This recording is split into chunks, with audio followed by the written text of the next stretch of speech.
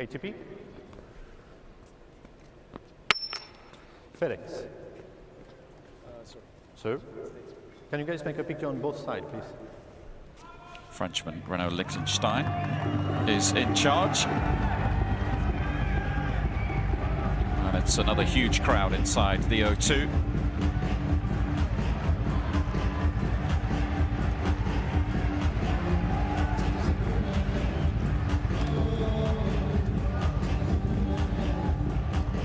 Our third evening session of the week here in London. Novak Djokovic, the #2 seed, multiple champion here at the Nitto ATP finals, up against Dominic Thiem, the world #5. Both these gentlemen have won 5 titles this season. This is the group, of course, Federer getting his week up and running with a win over Berrettini earlier today. And as we've already outlined, if Thiem were to win this evening against Djokovic, he is done and dusted in terms of qualification for the semis. Berrettini's hopes hanging by a thread.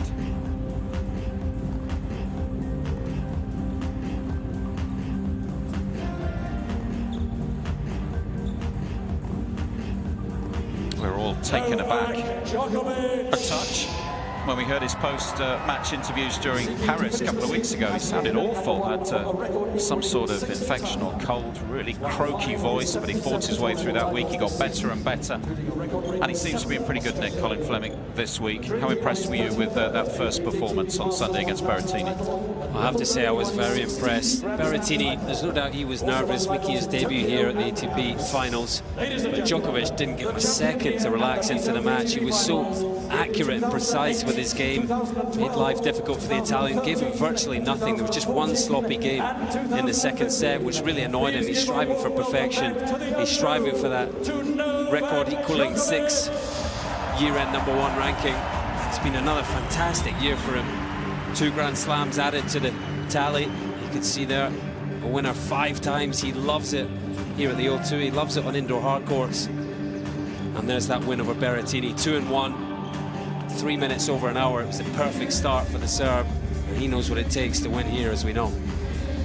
Yes, all departments in fine working order on Sunday afternoon. That Djokovic and Berrettini match opening the week, first of 8 days. But Thiem was impressive too, and he's been so good this year by his own admission. He's produced his best season, most consistent season, and I think perhaps the element that will be most pleasing, Colin, and I think signals his improvement as a player in lots of different ways, is the success he's had towards the back end of the year. And we were looking at some of the 500s he's won, the titles he's been able to capture this year. They're big ones, they're strong tournaments, aren't they? And he's done it from start of year right through to the end of the year.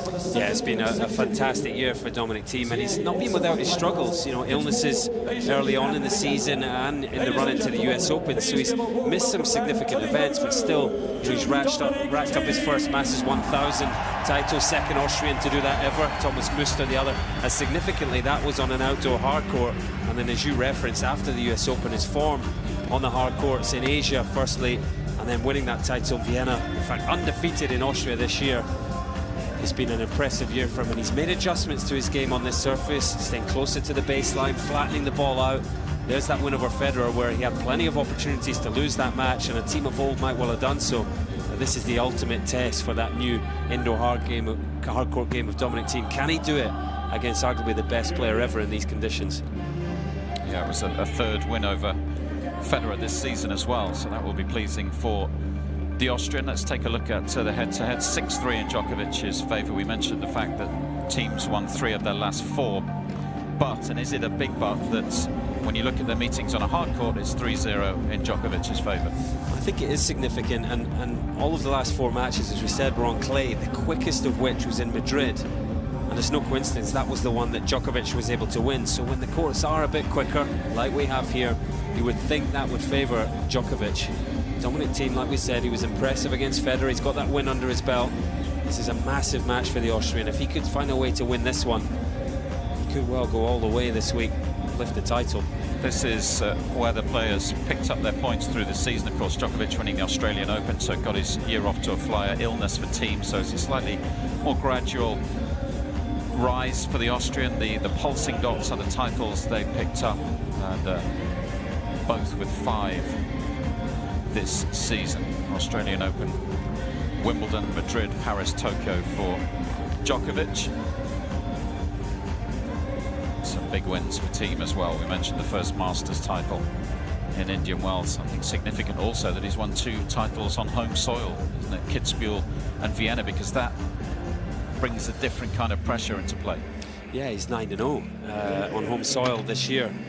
It's a first Kitzbühel title, which surprised me at the time. I thought he might have picked that one up in the past, so I'll give him a good vibe. And lifting that title in Vienna, an event that he felt was kind of perfect for him, designed for him to win, but he's finally been able to get that monkey off his back, if you like, and should give him a lot of confidence coming in here. Disappointing loss to Grigor Dimitrov around the 16 in Paris, but Dimitrov was playing some inspired tennis, so that shouldn't dent Thiem's confidence too much.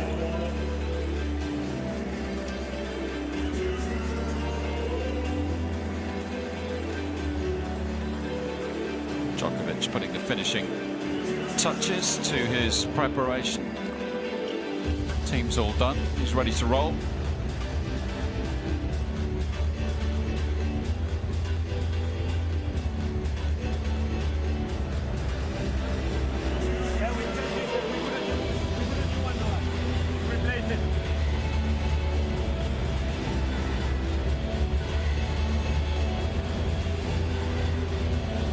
Welcome once more to the O2, a battle between 2 men, Novak Djokovic and Dominic Thiem, who are level and lead the tour in terms of titles won this season. 2 of the best in the world over the last 12 months or so. And it's simple for Thiem. If he can win and beat the world number 2, he will book his place in the semi-finals for the first time. He'll become the first Austrian ever to do that. Djokovic, of course, looking for another title here in London and hoping to finish the year at number 1. If he gets a win tonight, it's another 200 points on the board. Of course, Nadal lost this time yesterday, so he'll feel like he's chasing down the Spaniard with every win. Djokovic to get us going.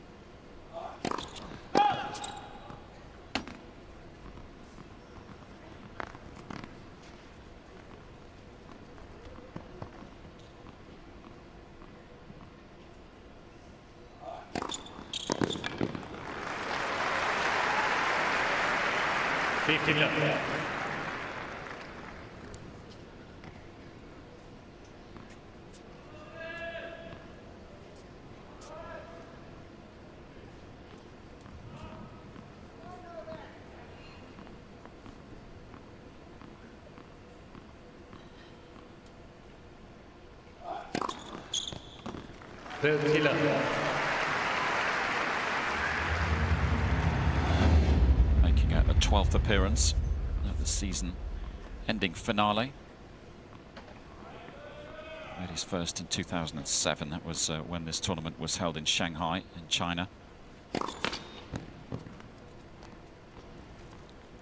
Winner in 2008, 2012, 13, 14 and 15. 30-15.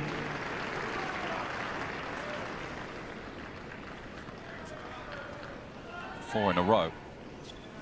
Since that last title in 2015, we've had 4 different champions. Djokovic that year, Murray in 2016, Dimitrov 2017, Zverev last year. 40-15. But he did make a couple more finals along the way. 2016 lost to Murray. That was when the British player finished the year as the world number 1. And of course 12 months ago lost to Zverev. Surprise defeat in the hands of the German. Again, Djokovic. It's a good solid hold by Djokovic in the opening game. Very clearly picking on the Thiem forehand return. Is the more erratic return. He hit it very well in his opening match against Federer, consistently driving the ball in the court, but misfiring on a couple there.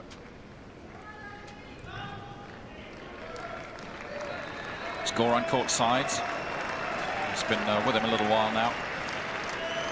Was alongside Djokovic in Paris for what was his 34th Masters title a couple of weeks ago, and Marian Vida next to him. So has the full team in place this week.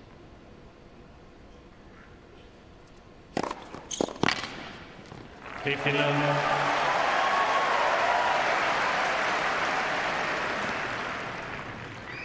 Some significant support for Dominic Thiem in the house, it would seem. Let's first service. I have to say, I really noticed that in Paris a couple of weeks ago, how popular the Austrian is. Not only on Austrian soil.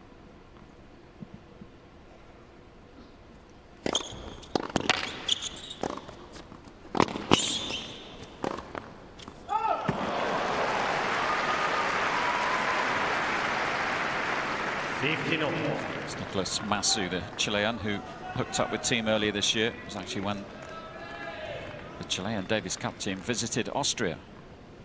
And Massu's still the captain of their side. He's going to have a busy end to his week if Thiem keeps going, because the Davis Cup finals kick off in Madrid on Monday. Mr. Thiem, turn your right center service line. Thiem's going to have another look at this first serve.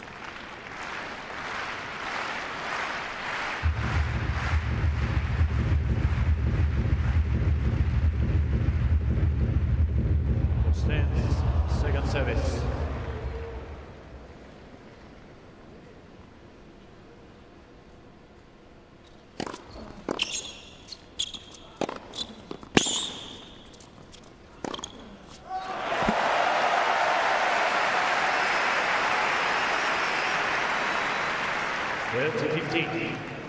Once again, Thiem bringing his aggression to the court. And the key thing is he's doing it very early in the points. He's not wasting any time to try and build. Getting the first hit in and staying on top.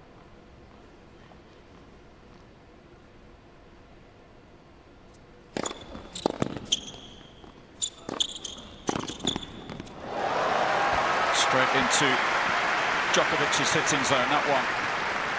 30.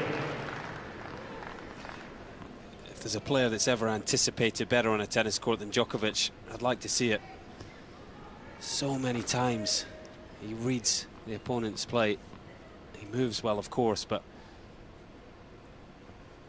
it's that vision gives him an edge.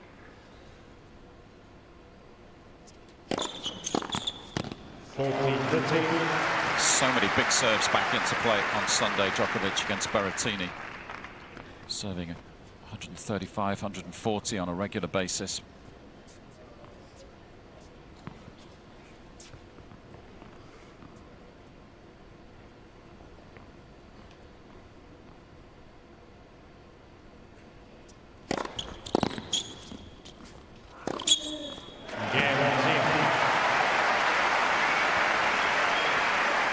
Solid start. 1-0.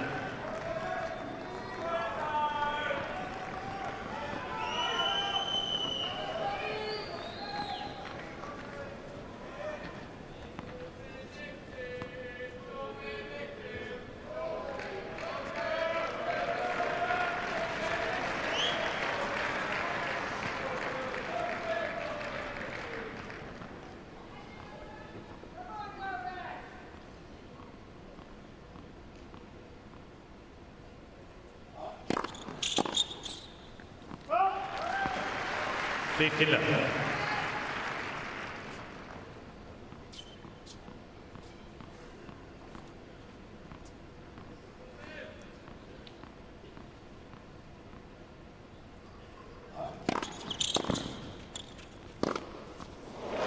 That's a nicely timed drive volley. 30. Gets a win today. He would move on to 37 at this tournament, Nitto ATP finals. It's tied with Boris Becker. Third place on 36.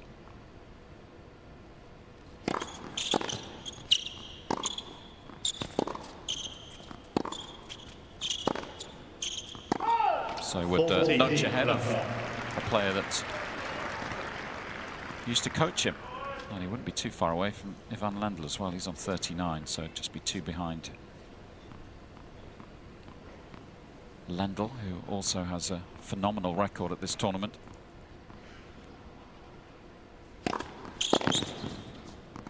Again, Djokovic. Djokovic leads 2 games to 1. No chances to break as yet for either player. One serve, 2-1. Let's take a look at the skill set index for the two players, which is generated from Hawkeye data collected during Masters matches this season. Djokovic just shading it in terms of the overall numbers. Which categories could be significant this evening, Colin? Well, as you say, Djokovic shading it at 88. He's the highest in the field overall. The foundation for that number is his phenomenal defense. He makes the least forced errors of any player in the field, averaging 8 per match. The rest of the field averaging 15. Team's endurance, well, he's got the edge there. He's got the best record in deciding sets won. He's 6-1 in Masters 1000s deciding sets this season. So that could prove critical for him. And his aggression figure, well, that's lower because usually he's so far back in the court. But could that extra aggression he's bringing to the indoor hard courts tonight make a difference for him against Djokovic?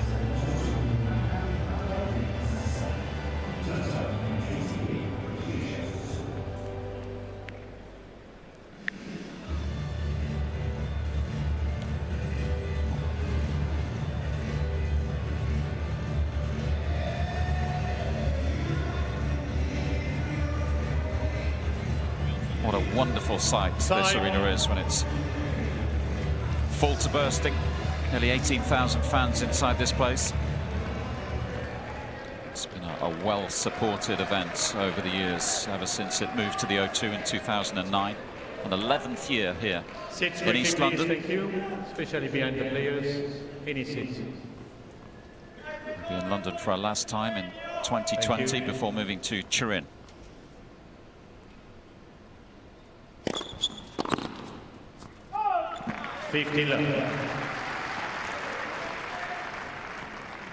First held in December of 1970. That was at the Tokyo Metropolitan Gymnasium, won by Stan Smith that year.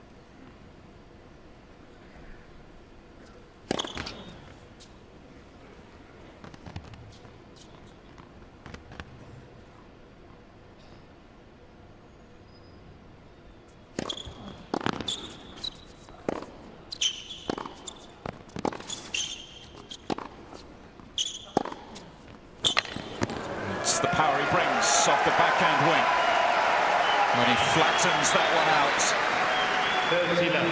It's devastating. Yeah, we've talked about kind of new formula he's found on hard courts and indoor hard courts. That's been a big factor. Flattening the backhand out, getting it through the court in a hurry. That's a big strength of his.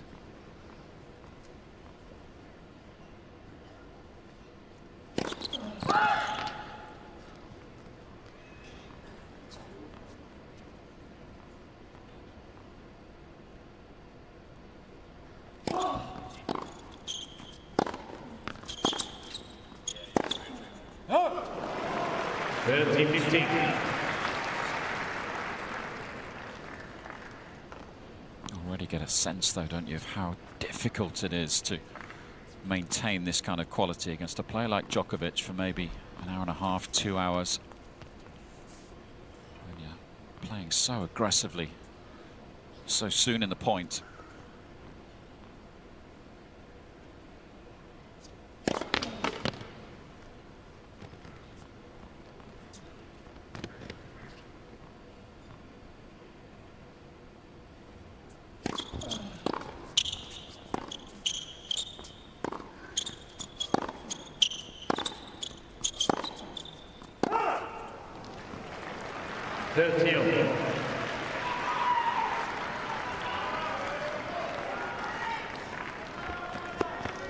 Once again, team looking to flatten the backhand out. He's up against the brick wall of Novak Djokovic, two-hander tonight.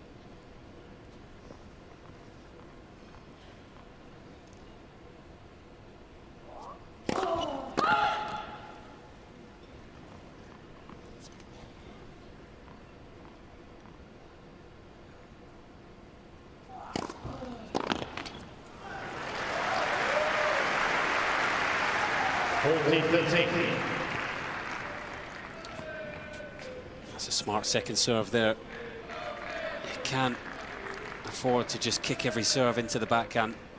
give a player like Djokovic certainty of where the ball's going. Nice bit of variation.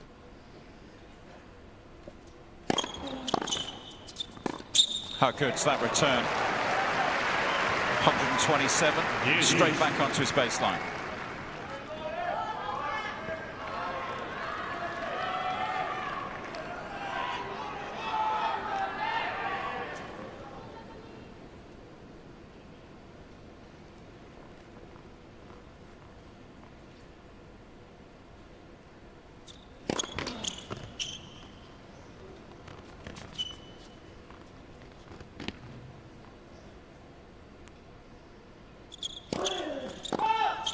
Advantage, Djokovic. Perhaps already starting to feel the pressure that Djokovic creates. Just 2 out of 7 first serves. The previous one came back with some serious interest. First break point falls the way of the world number 2. Mr. Thiem changing the court. Left side line, the ball was goal. I think this will be a challenge in vain. It's a big serve, but it did look just wide. Will stand second service.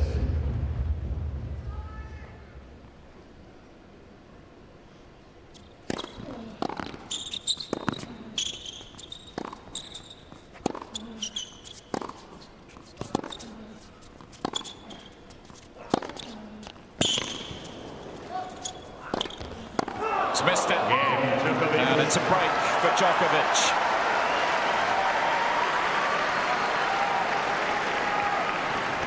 Djokovic leads 3-1.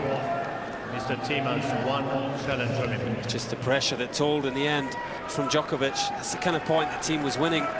His opening match against Federer, back against the wall, he came out with some big hitting. It looked as if he was going to do the same there, but overfired on the drive volley.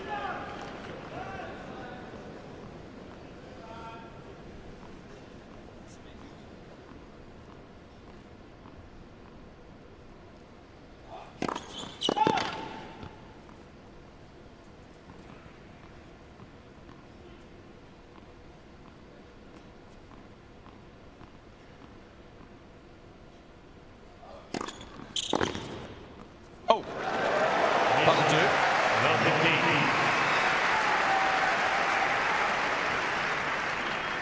And Djokovic, some of his own medicine there. Standing right in. Nice compact swing, big body turn to add a bit of pace to the return.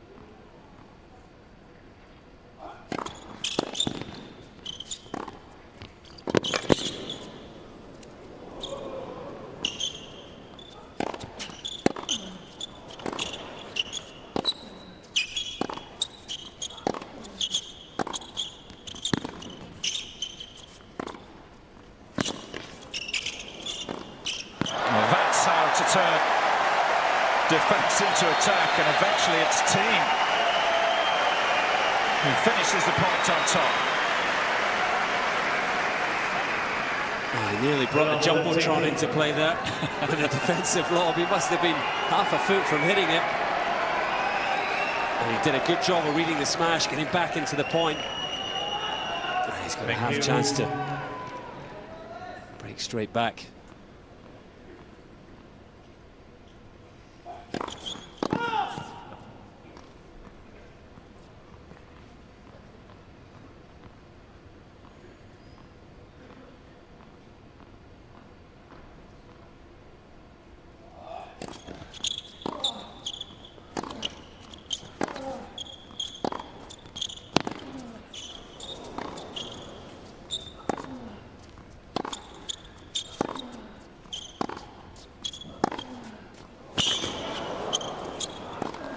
That is huge. Deadly combination.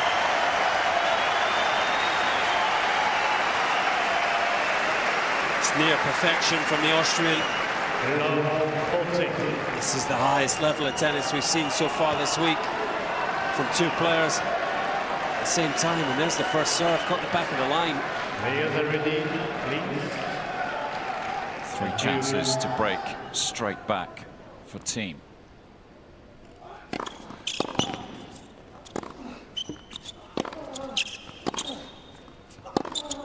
That was a simply brilliant return game from Dominic Thiem. He has brought this place to life in the first 18 minutes. Incredible level. Djokovic leads 3 games to 2. We're back on serve, 3-2. Well, how about that for a game? Djokovic hardly put a foot wrong. 3 absolutely massive winners from Dominic Thiem. Returns were impeccable. Driving through them again, that was the key. Wrong footing, look at that backhand. Just ripping through the back of the ball. We've got a serious match on our hands here. What a response from Thiem after the disappointment of going to break behind.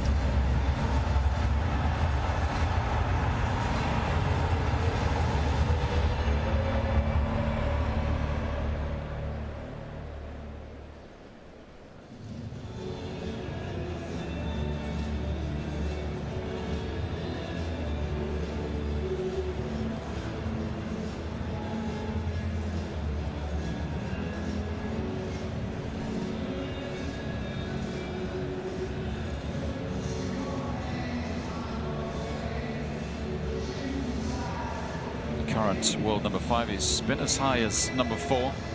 November 2017, he's been in the top 10 team for over 3 years now, June 2016.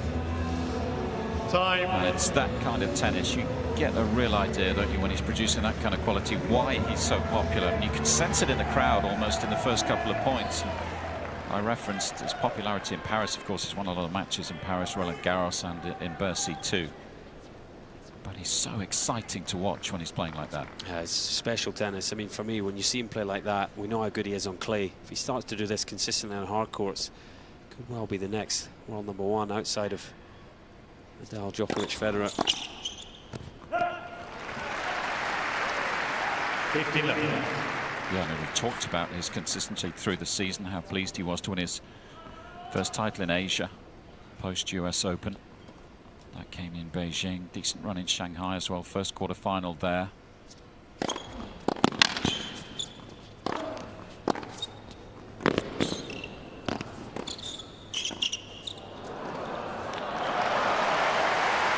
how high he is up the ranking, but as we were mentioning the other day, he hasn't played that well at the majors, has he? So if he fits those 2 pieces of the jigsaw together, that ranking's only going to go in one direction. Yeah, he's essentially missed 3 Grand Slams and a Masters 1000 this year.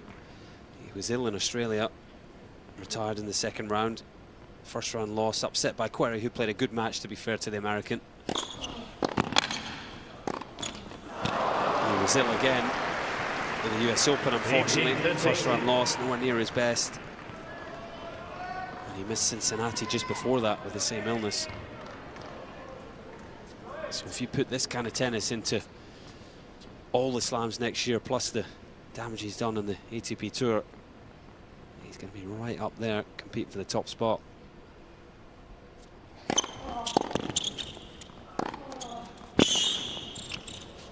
Another devastating backhand up the line, depth and power.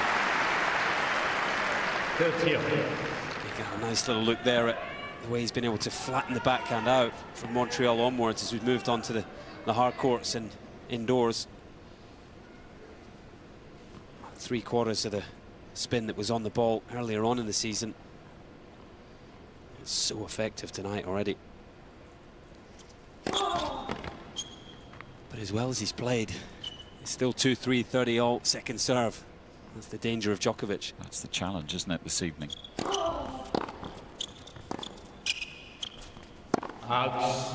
Anytime you step on court against top 2, top 3 in the world, it's not about doing it for 10 minutes, it's about doing it for 2 hours, maybe 2.5, 3 hours even.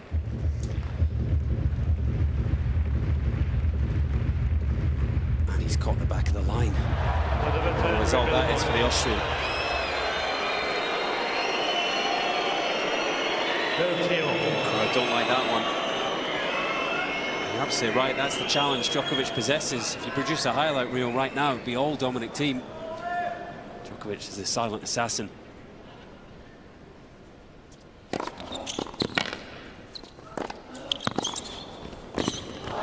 He's got it. Just lost track of that one.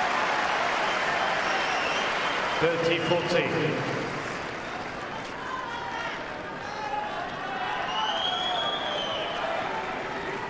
Under pressure, we saw the skill set index. Djokovic very good under pressure, and it was one of the big contributing factors.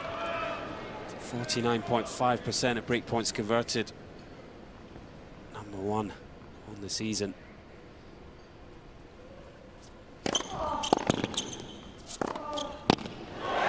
Beautiful. What a way to save break points. Ice cool. Backhand down the line once again. Djokovic showing his appreciation. Some serious respect out here tonight.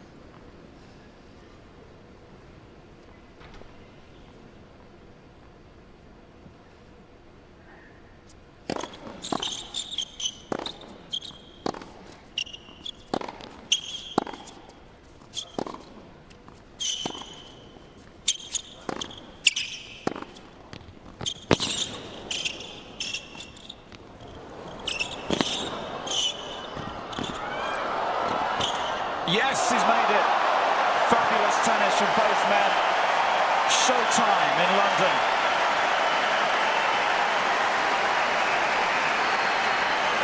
Devastating from Djokovic. It's a sensational point from Thiem as well. It's the Serbian that had all the answers.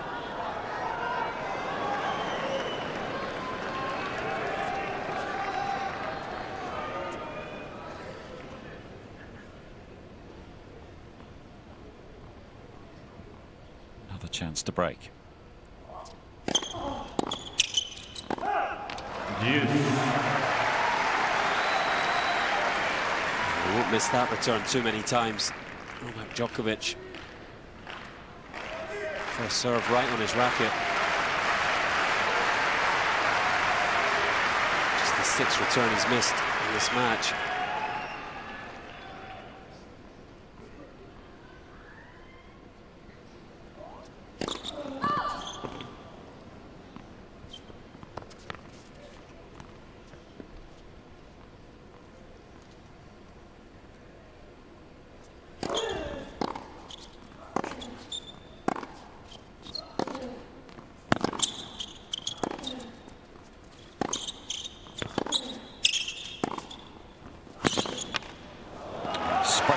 Beautifully, Djokovic just slowly working him over.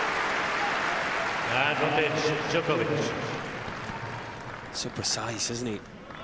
Every time he changes direction, it's within a couple of feet of the line. Makes the court so big. Novak hoping it's third time lucky.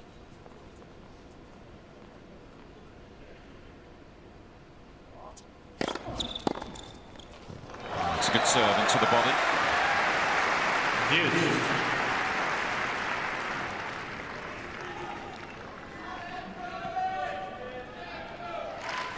Very smart serve from Dominic Thiem. So Berrettini late on in his opening round-robin match against Djokovic. Get frustrated and go into the body a couple of times. Often find that's where you can get some success.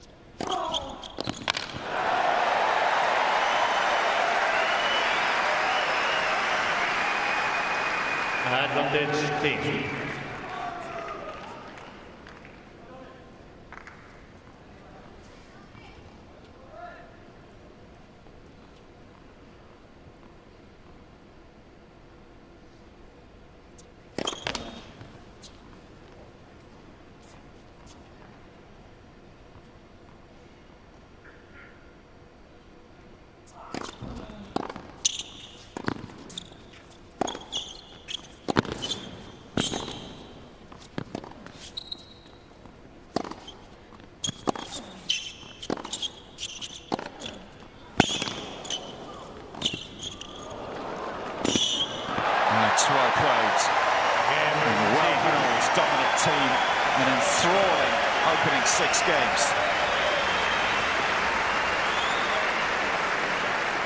What a hold of serve. Regan Sol. Crucial hold of serve as well, having played such a good game to break and get back on serve. Hard to believe it's only 3-all in the first set. Every single person in this arena fully engaged on the edge of their seat. Incredible level of tennis from both players.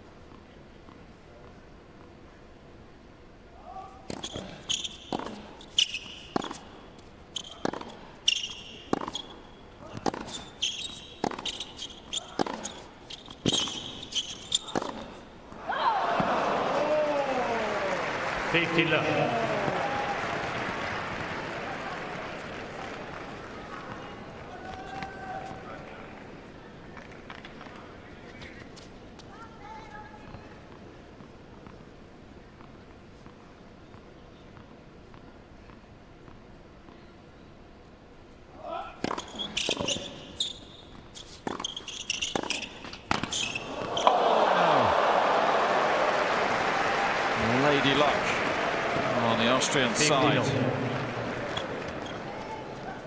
think it was a double net cord, wasn't it? It was a double trouble. No chance to get to that one, even for Djokovic.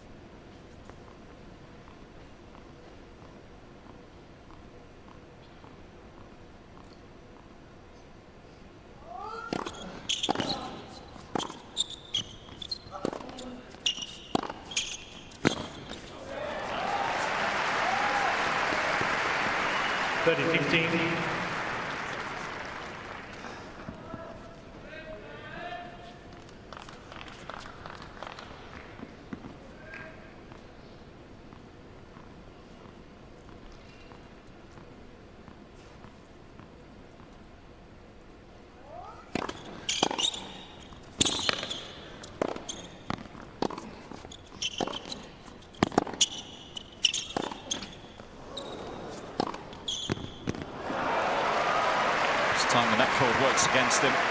Just bought Djokovic 14-15. Fraction of a second longer to set up. Well, compared to some of the shot making this match, this last forehand looks kind of run-of-the-mill. But he's absolutely ripped that into the corner. High-octane stuff out here.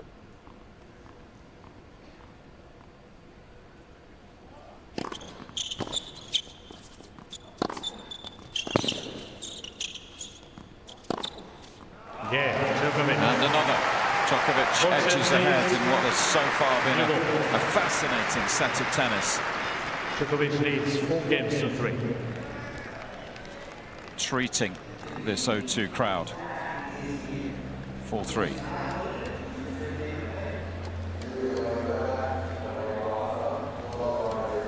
Just taking a second here to, well, A, catch my breath, and B, look at the numbers behind this. The amazing first 7 games. Amongst all the flurry of winners, 9 from Djokovic, 8 from Thiem. Djokovic has only hit 2 unforced errors. Quite hard to believe when you consider the pace of play, the tempo of the ball out there. Really is seeing it well. You just question, can Thiem maintain this level? We saw it in the French Open final when he played Nadal, how good he was. But after 2 sets of redlining almost, he just ran out of steam, couldn't maintain it. Nadal ran away with it. Can he keep this up? Can he keep with Djokovic?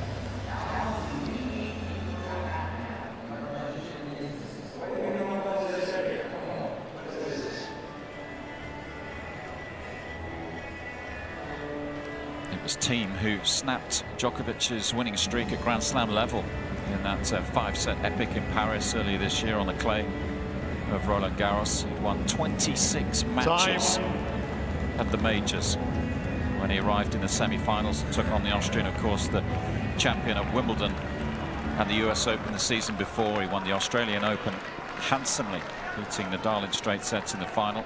Nadal's first ever straight sets defeat in a major final, and he was so close to making it 4 in a row in Paris.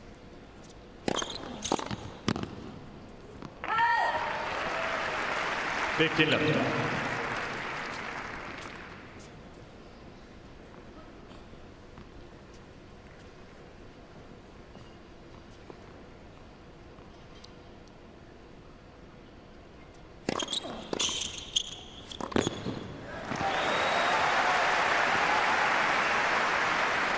30-11. Is that the kind of variation that Masu has added this year? Yeah, amongst other things, we talked about flattening the ball out from the back of the court, especially on the backhand wing. I think the willingness to come forward more, keep your opponent guessing, hugging the baseline when possible. But it's a balance that he's found as well. I think probably this time last year he was trying to do these sorts of things, but just probably overplaying it, making too many errors as a result.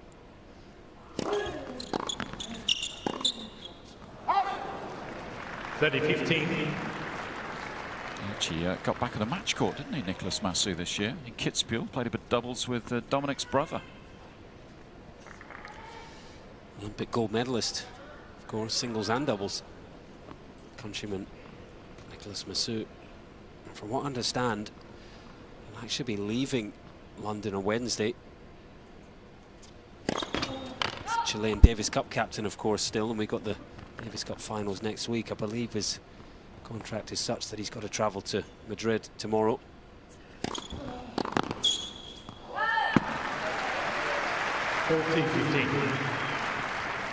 Yeah, it's slightly ironic, isn't it, that the relationship started because of a Davis Cup tie between Chile and Austria. I think that's always been the understanding, that Masu will have to leave tomorrow.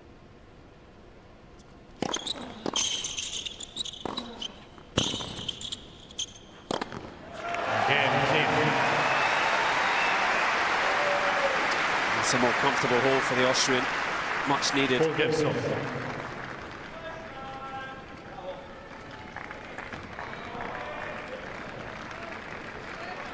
And once again tonight, he's doing a great job of getting returns in play, making 77% of them on average. Djokovic only 69, which is quite low for him.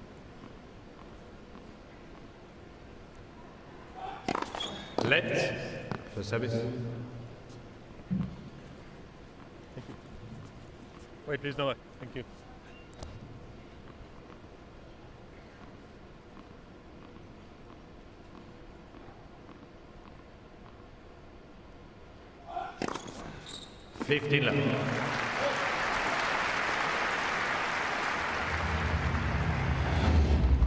No signs of the shoulder injury that plagued Djokovic. The US Open, of course, forced to retire from his match with Wawrinka. That was in the 4th round. Took a little bit of time off before coming back in Asia. He was devastating in Tokyo, winning that title without dropping a set.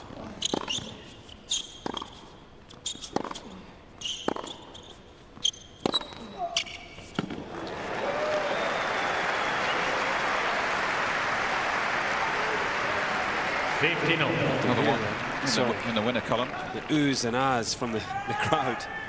Just a massive forehand. As soon as that ball was weaker from Djokovic and bouncing up close to shoulder height, you knew he was going to drop the hammer on it. 102 miles per hour off a pretty much a no-pace ball.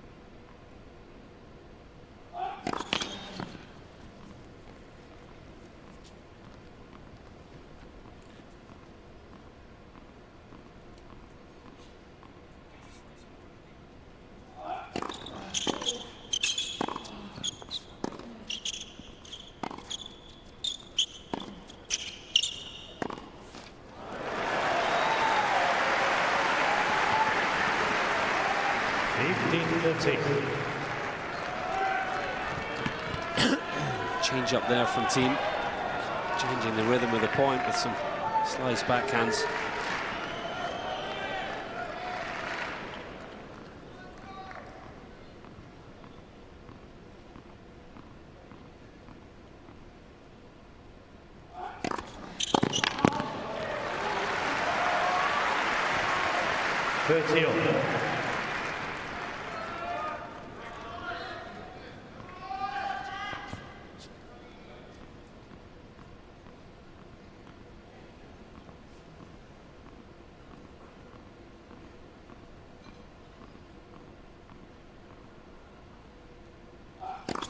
Let the service.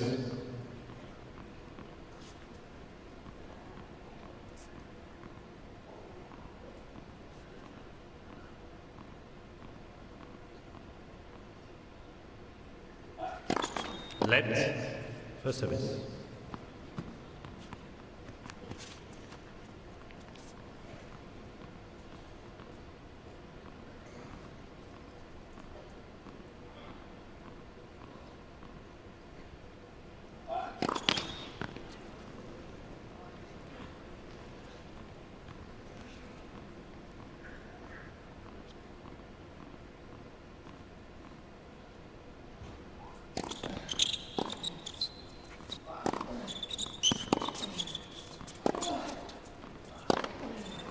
A chance, not a lot on the second serve. Allowed Thiem to get involved in the rally, and would love to have that forehand again. I think he was just caught in between intentions. That ball needed to be flattened out. A bit too much shape on it, flying long on him.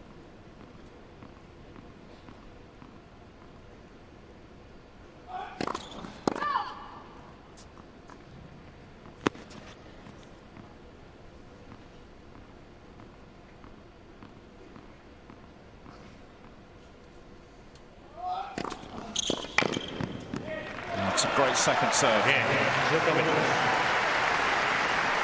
Djokovic emerges unscathed from game 9. And Thiem will serve to stay in this one.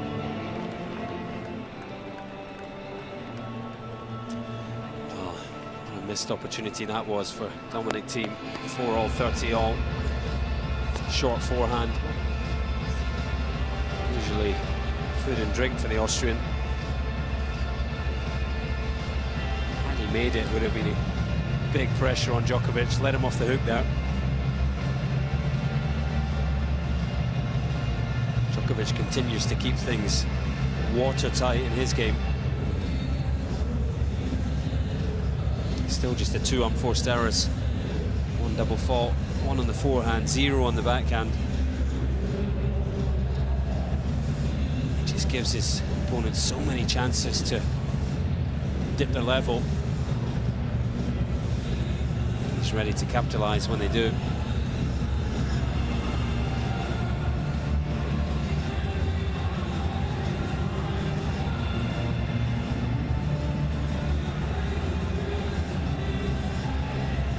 Even with the defeat for Rafael Nadal last night against Alexander Zverev, who also played some wonderful tennis, it's still fairly straightforward for Djokovic, and still with work to do in terms of finishing the year as the #1. He has to make the final. That's the first challenge. Can't actually qualify for the semi-finals this evening, but he can put himself in a good position with 2 wins out of 2 going into Thursday's showdown with Federer.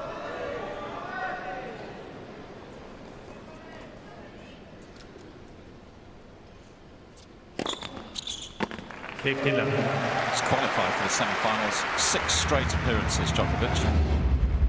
8 times overall.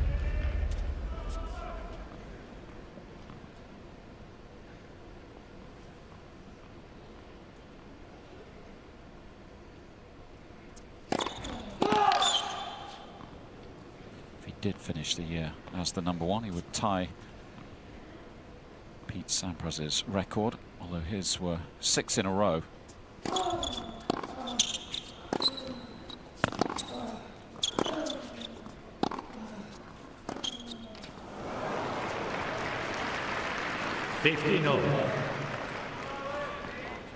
That's a record that's going to take some beating, isn't it?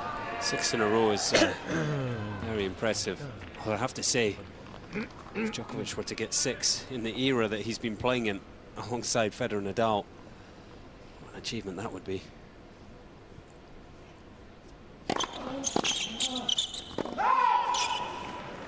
Mr. Djokovic changing the goal. Left baseline, ball was called out. Thiem certainly doesn't look convinced that it was out. That's a good challenge by Djokovic. Plumb on the line. Brave to the point. 15-0. No wonder he's a bit frustrated with that line call.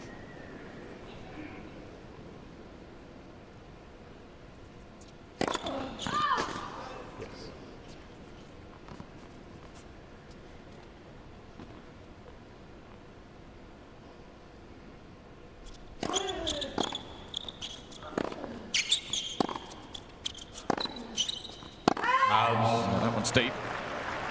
Djokovic just 2 15, points 13. from winning this first set.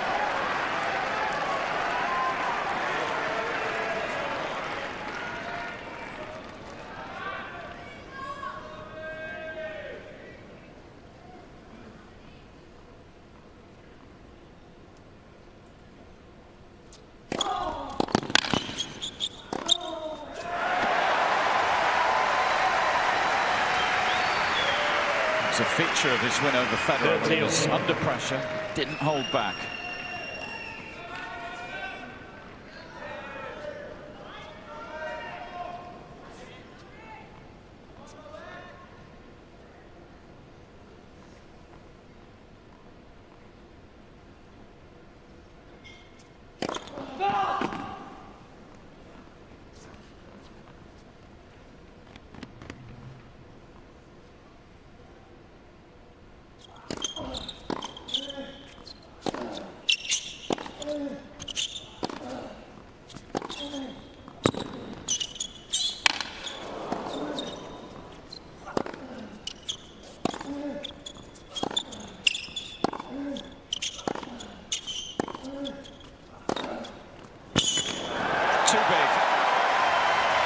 Djokovic did well. He lost his footing midway through the point.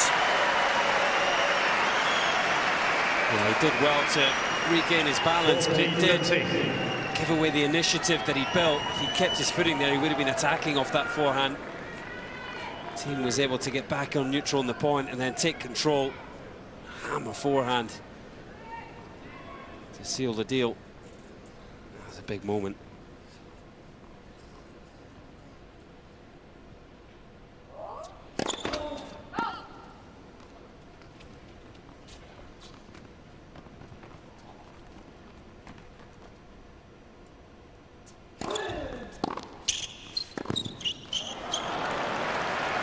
Such an effective return of serve.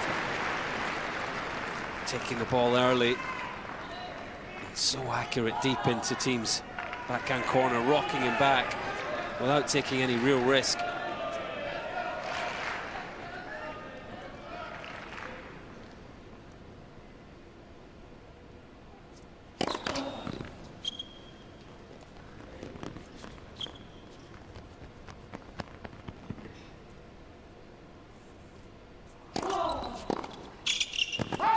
Advantage, Thiem. It's a collector's item. Missed second serve return on a point like that.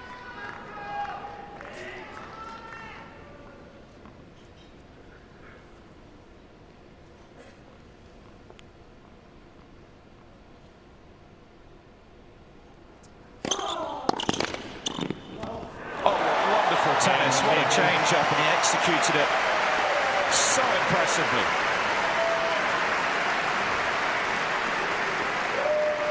Five games on. He's now 5 from 9 when coming to the net.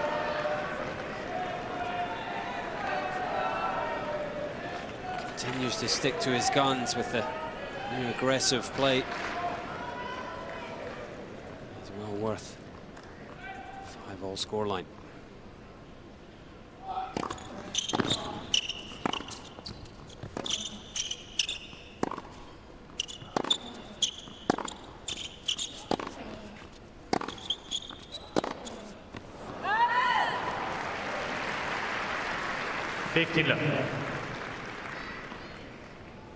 Massey has talked on a number of occasions this year just about what a talented individual Thiem is. He doesn't want to take too much credit. Initially from going really from zero physically to winning in Indian Wells in such a short space of time.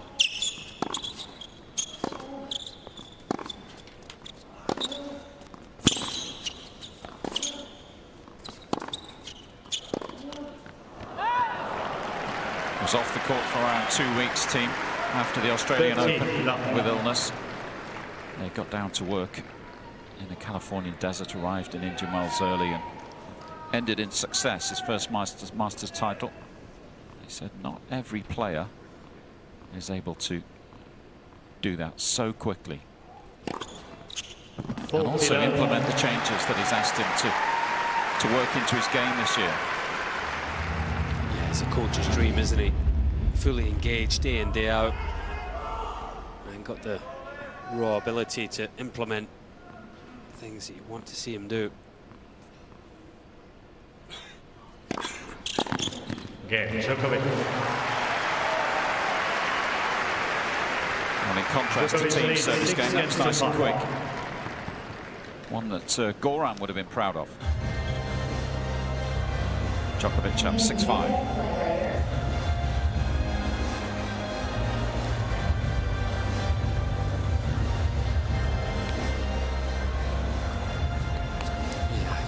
Very efficient service game after a half chance. At 4-5. Intriguing end to this set coming. I just feel as if throughout this opening set, Thiem's played some phenomenal tennis. Arguably, you would say his highest level is marginally higher than Novak Djokovic, but it's the ability of Djokovic to maintain his level. Thiem's a little bit more up and down on the line graph. Djokovic just impeccably high level the whole match. Let's see if Thiem can steel himself for a big push to get over the line in this opening set.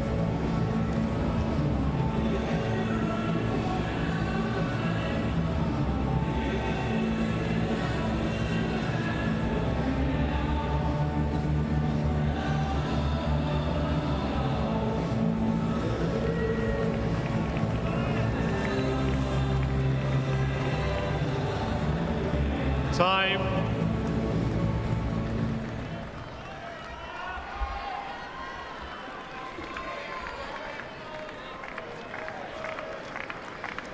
Another huge crowd enjoying their night out in East London. Can Thiem take us into a tiebreak?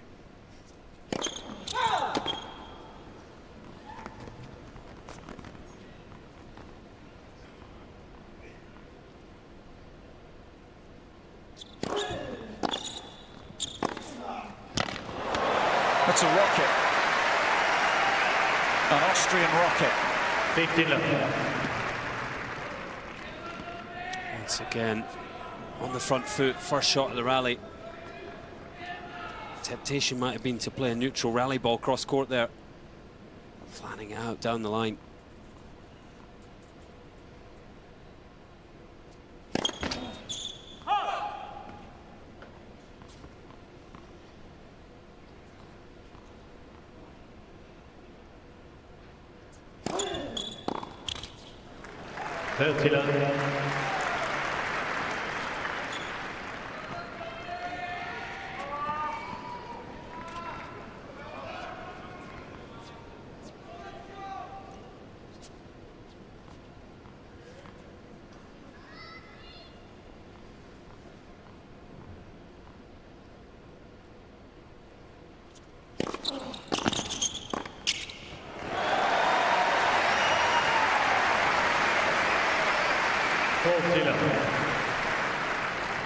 Once again, mixing in the serve and volley.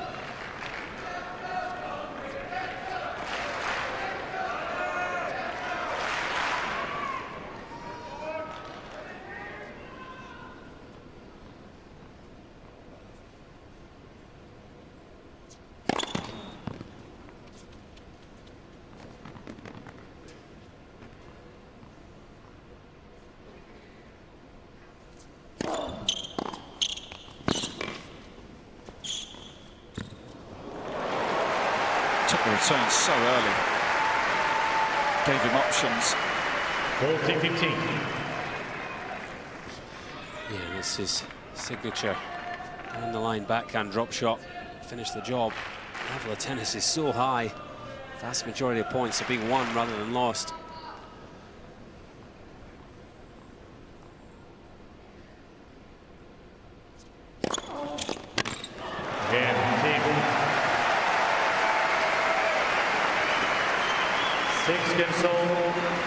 Tiebreak. So into a shootout. Received one additional set.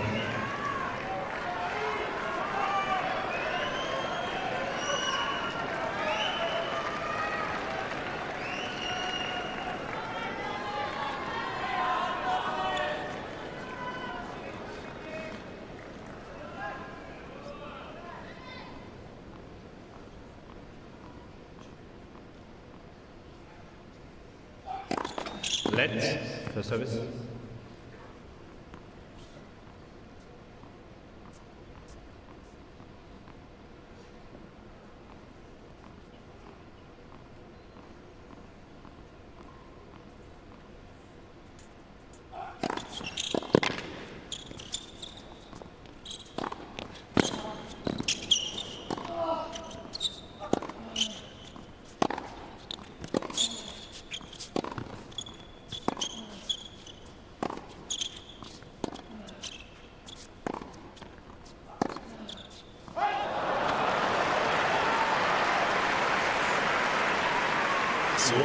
So much going on in that point. Djokovic.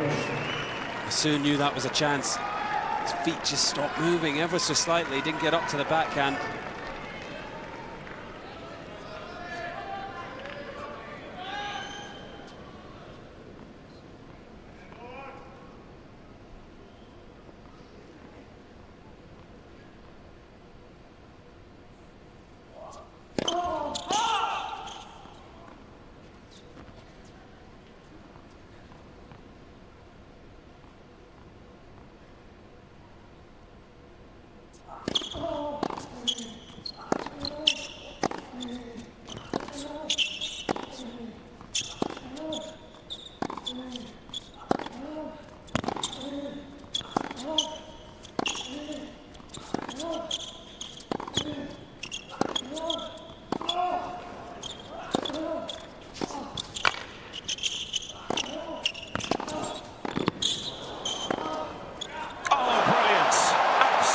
Brilliant from Djokovic at his very best.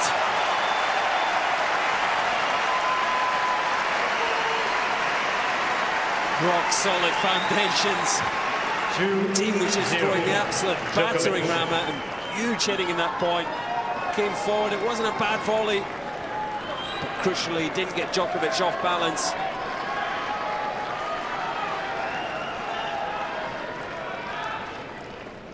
Djokovic, the immovable object.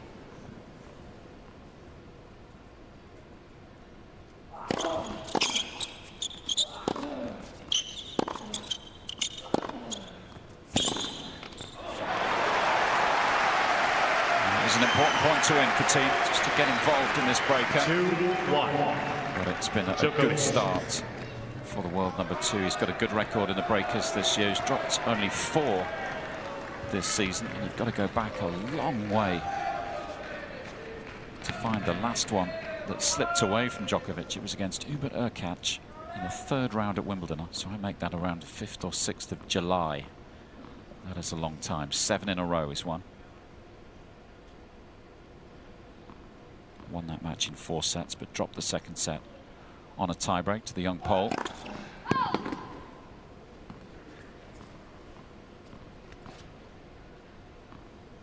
1-3 during his run to the title in Paris a couple of weeks ago against Mute, Kyle Edmund and Dimitrov.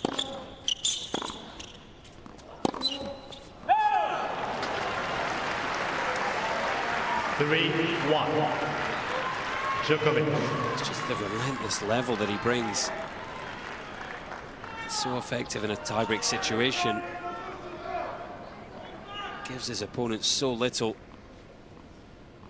even under intense pressure.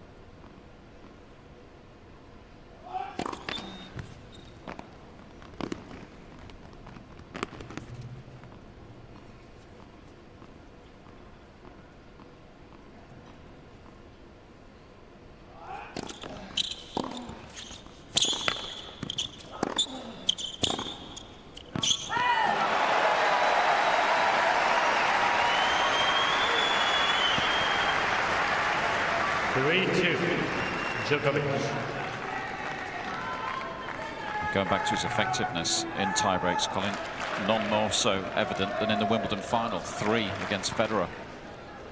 In the first set, 7-5 in the breaker. The 3rd set, 7-4 in the breaker. And then, of course, they played the first ever deciding tiebreak in a final. 12-all. He won that one 7-3.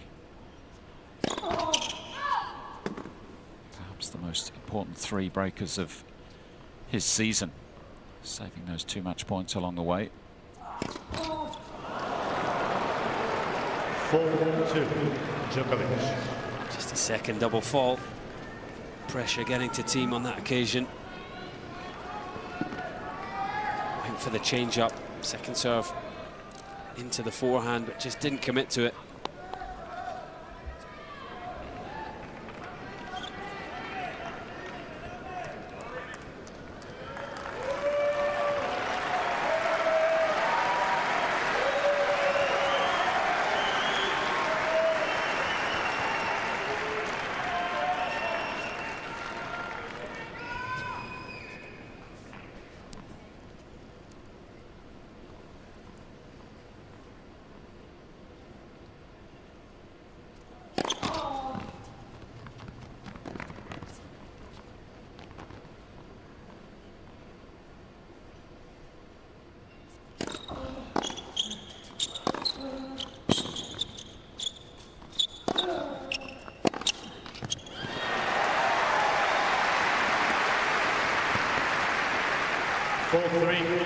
Djokovic.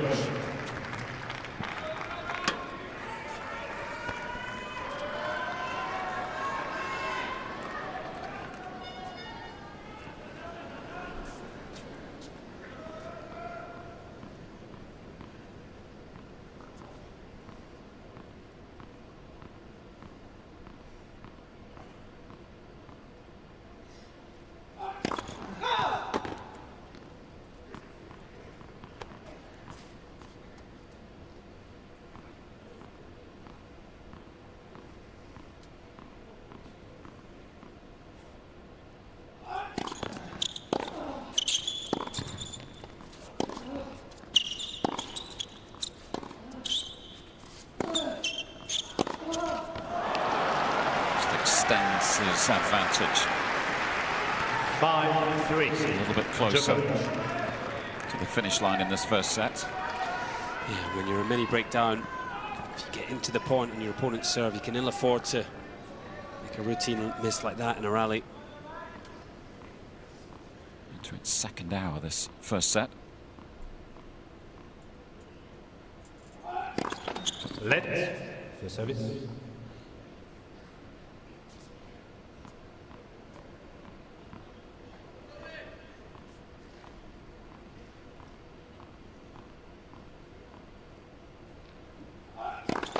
Let for service.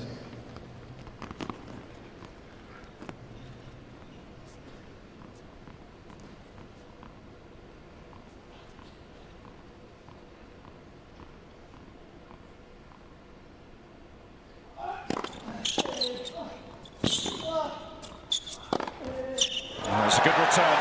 Just got Djokovic off balance and took his chance nicely. What a combination of shots. Nice early return, opening the court. Djokovic. Hammering the forehand into the opposite corner.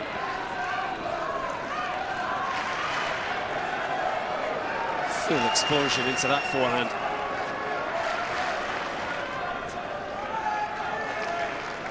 Back on serve. Thank you.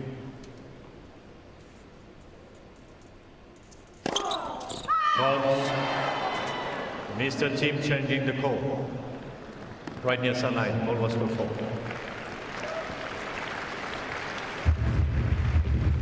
This is his favourite serve to the outside. He just missed it. Call stands, second service.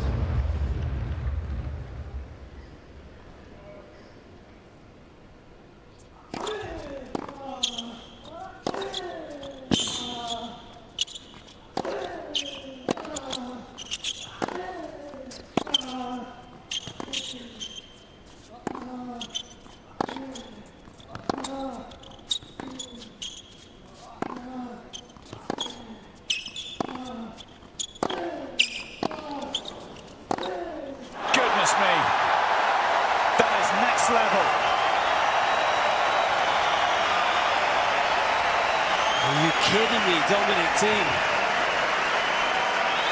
The first forehand was absolutely massive. It was tight to the baseline. I just thought if he goes again here, he's got to miss.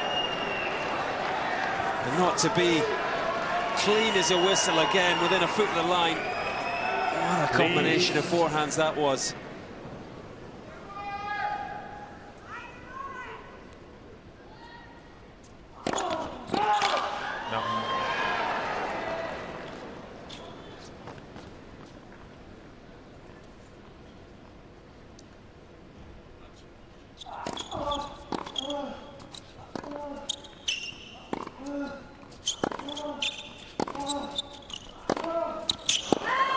missed this time. 6-5.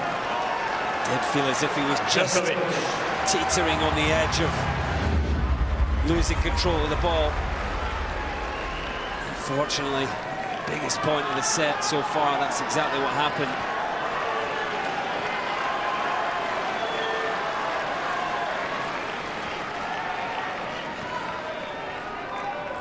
Set point for the world number 2. Leave.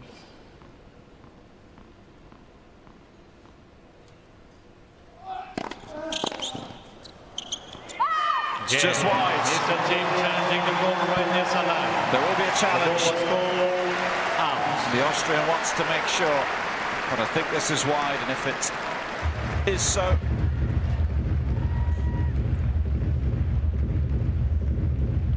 and it is, Game in first set, then Djokovic. Djokovic has edged an enthralling 7 set games of to tennis. 65 minutes of incredible ball striking. 7-6. Well, what a set of tennis. One of the highest level sets of tennis between two players we've had, and what's been another incredible ATP season. Now I look at the stats here. Thiem 18 winners. It was him that was filling the highlight reel. Novak Djokovic had 1 or 2. Serbian, just such an efficient match again, and when it came down to it, there were just 2 or 3 key points for the Austrian who didn't quite get the job done. And thinking back to the drive volley to lose his serve in the 4th game of the set, there was a forehand at 4-all, 30-all where he just snatched at it, and ultimately at 5-all in the tiebreak, just overfiring with the forehand. Incredible level from both players, absolutely killing the ball, throwing each other around the court, the athleticism off the charts.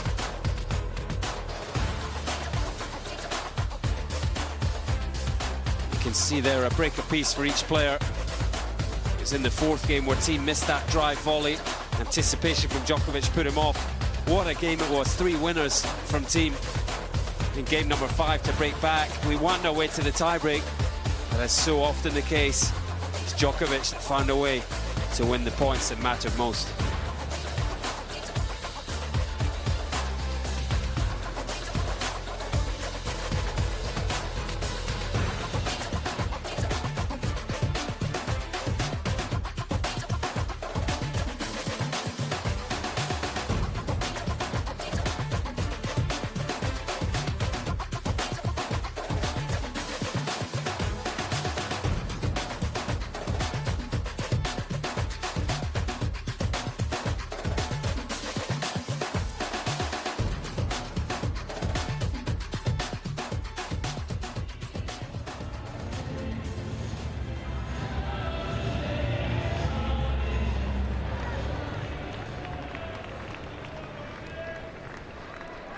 Second set, Thiem to serve. Fans inside the O2 catching their breath after that opening set of tennis. Can it continue? Kind of stratospheric level these two have brought this evening. Can Thiem respond?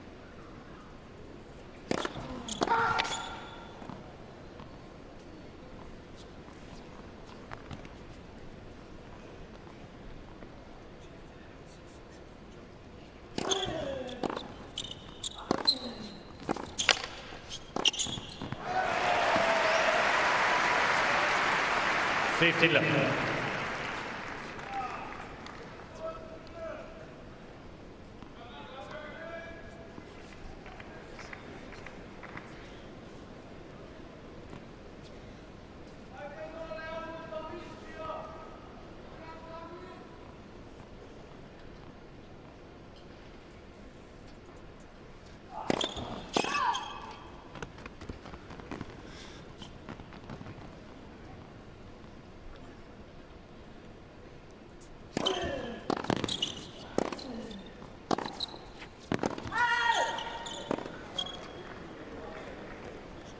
Mr. Djokovic changing the call, right baseline, ball was called out. Is it a mental challenge for Thiem now, Colin, as well as physical and tactical, or is he playing at a level these days that's not an issue, and he's got those wins in the bank against Djokovic. No, I think it's still a mental challenge. You Mr. Djokovic has play as well as he has tonight and find yourself a set down in these early stages. The first 4 games or so of the second set are a dangerous period for him. Djokovic will be well switched on to that as well. Might well be his opportunity to strike. That's clean. He certainly struck that one. 30-15. If Thiem can tick on to 2-all, 3-all, memory of the first set will be gone, and it will be focused on trying to win this second. Right now there's a risk that he'll be carrying a bit of scar tissue mentally.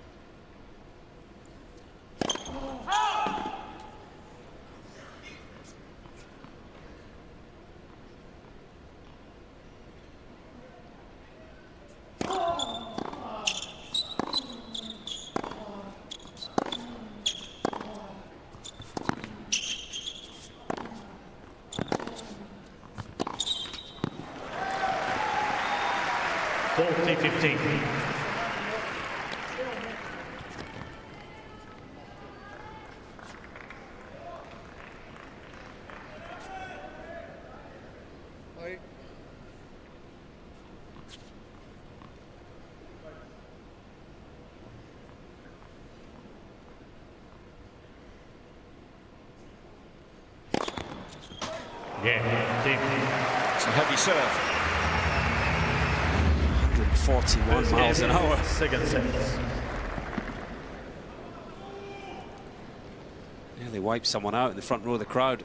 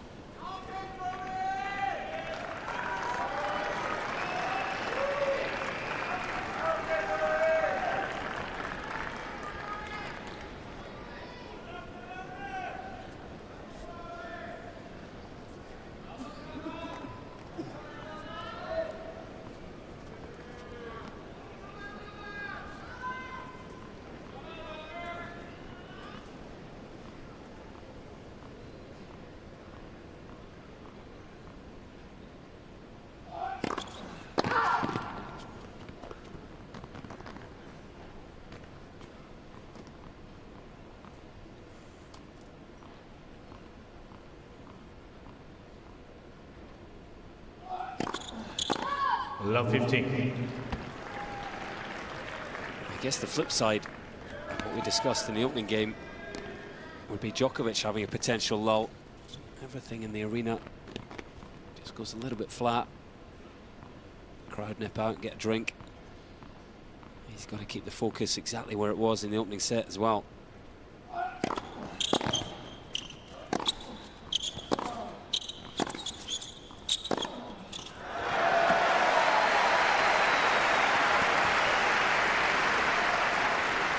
It's been a good response so far.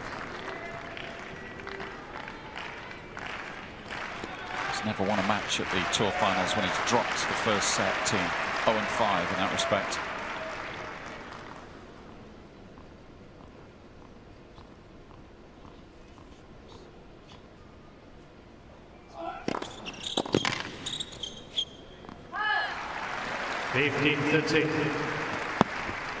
And the numbers pretty good for this guy when he's won the first set at the season-ending championships. He's won 30 of 32 matches.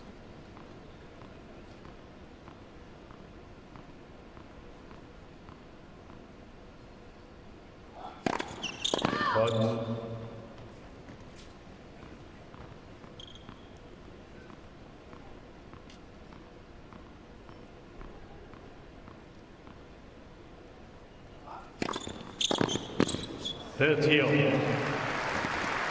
what a second serve that was.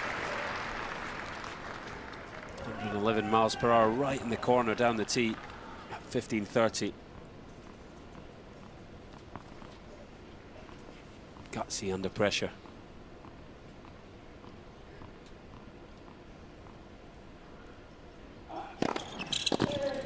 40-30.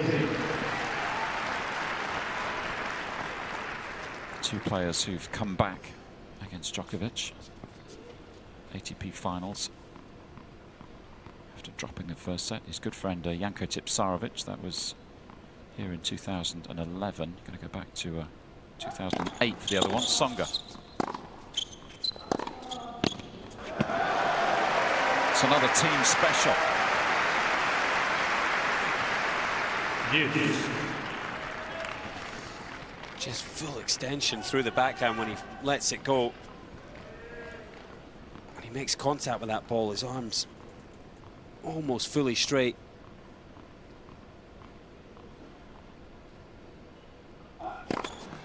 Gives him the maximum amount of leverage through the ball, 91 miles per hour with a one-handed backhand.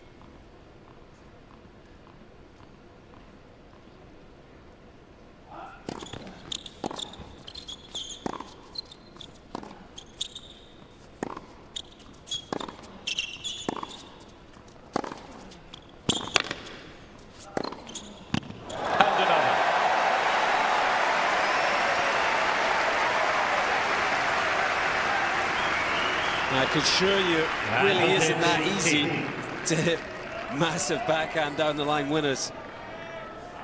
It's so flat, it's almost got a bit of in-to-out spin on it. Just catching the inside of the ball ever so slightly. Djokovic can't even get near it. Early chance to break for the Austrian. And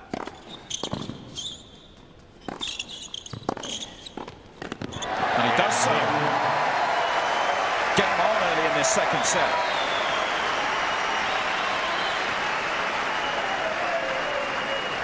It's just the third time Djokovic has come to the net tonight. He'll be wishing he hadn't. Very uncomfortable volley to lose serve. It's rare for a Serbian to play a point of that magnitude out of his comfort zone.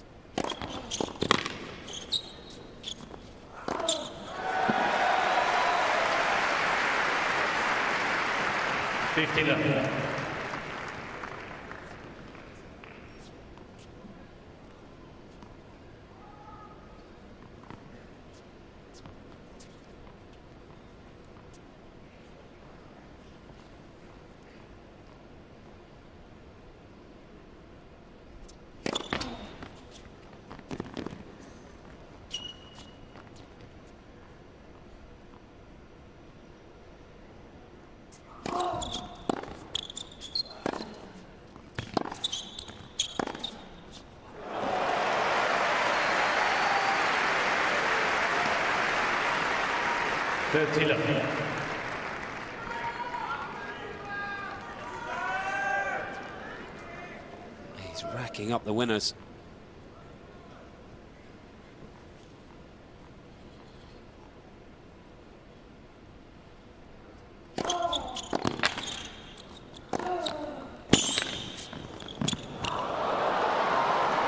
Djokovic did well there, made it difficult. 30-15. 16 points played in this set. 7 of them have been winners from the racket of Dominic Thiem.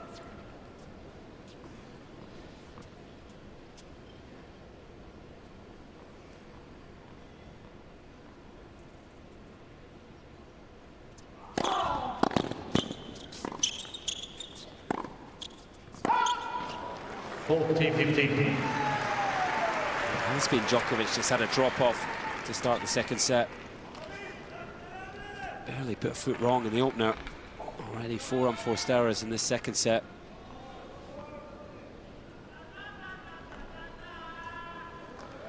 Please.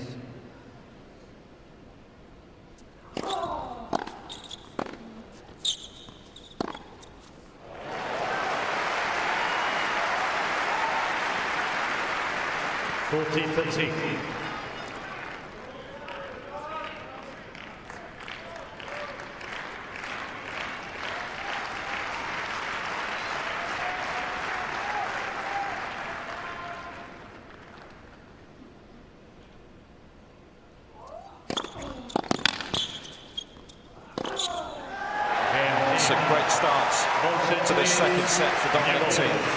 He means business this evening. He's not backing down. Team leads Very quickly. 3-0. He's built a 3-love lead.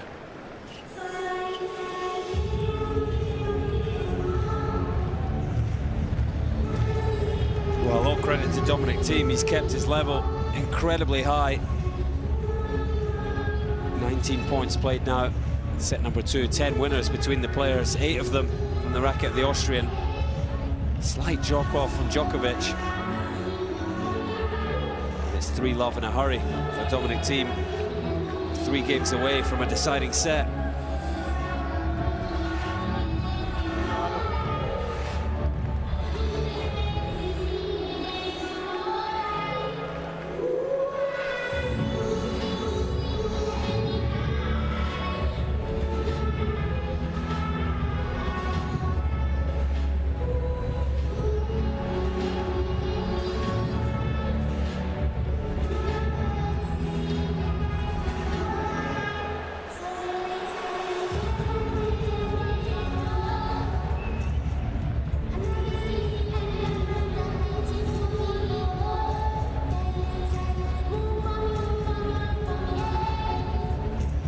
Very nicely poised, this one.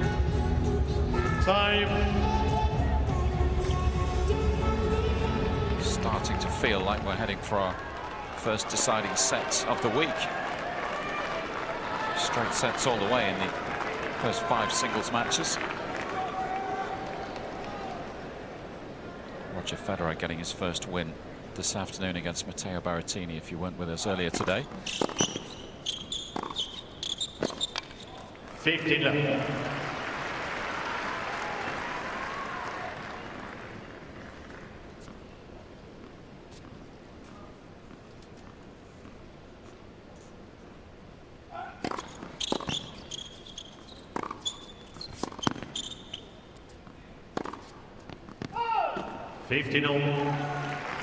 Djokovic does come through this.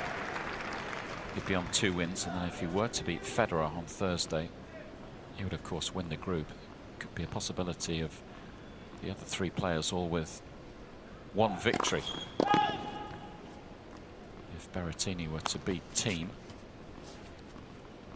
it'd be time to break out some new batteries for the calculator. I was just going to say, you get your calculator out already. So often happens at the ATP finals.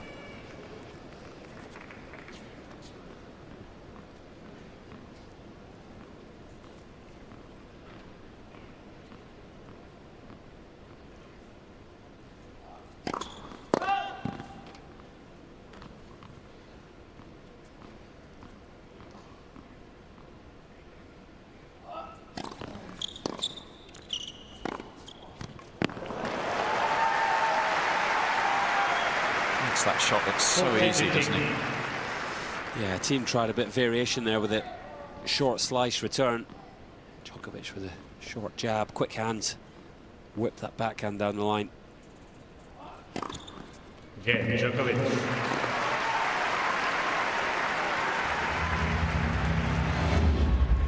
Team leads 3-1.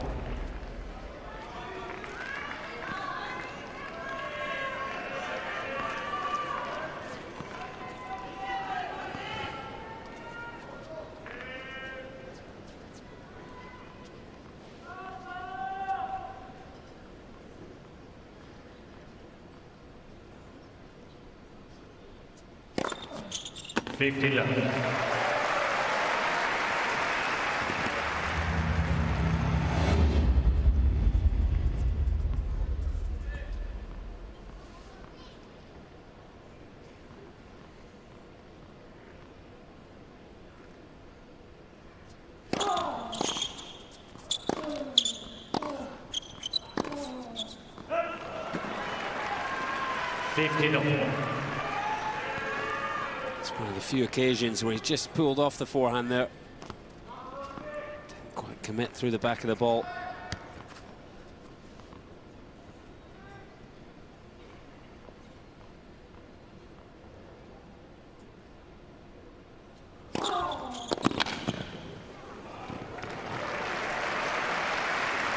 30-15. Just going back to the group scenario, if it were to finish with 3 players on 1 win, then we would go down to highest percentage of sets won and then percentage of games won. But a fair bit of tennis to play before we may have to do that on Thursday. Day off for this group tomorrow.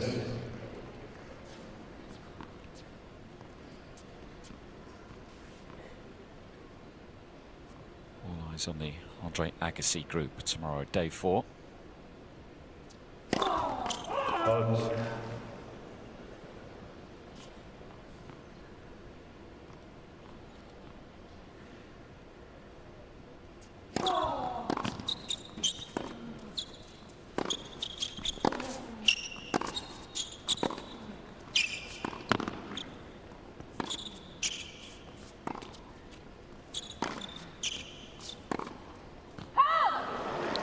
Mr. Djokovic sending the ball right past the line. The ball was called out. I think this was a good call. It was interesting. Djokovic just trying to use the slice there. He sliced the ball 40-15. less than 10% of the time tonight. Might be an interesting strategy to try and get a few more attackable balls off the back of it.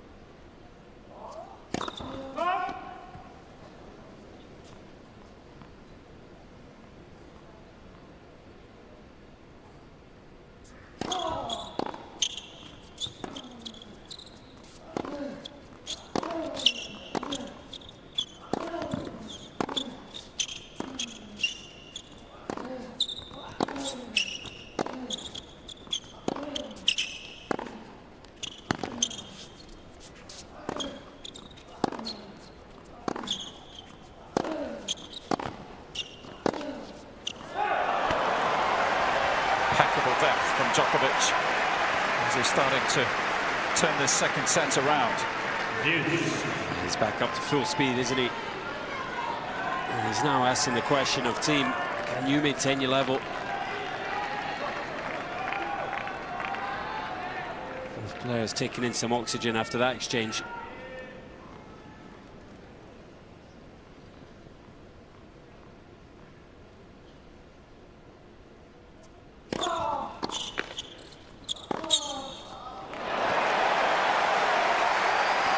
So impressive. There's an awkward return from Djokovic. Short slice. The ball down low. Thiem took a risk going back behind him over the high part of the net. It was perfect execution. Nicolas Massu living every single shot out there.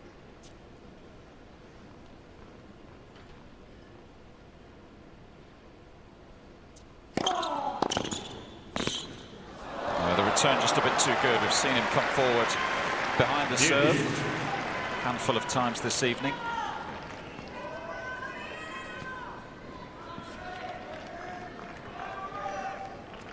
It was vintage Djokovic, that backhand return.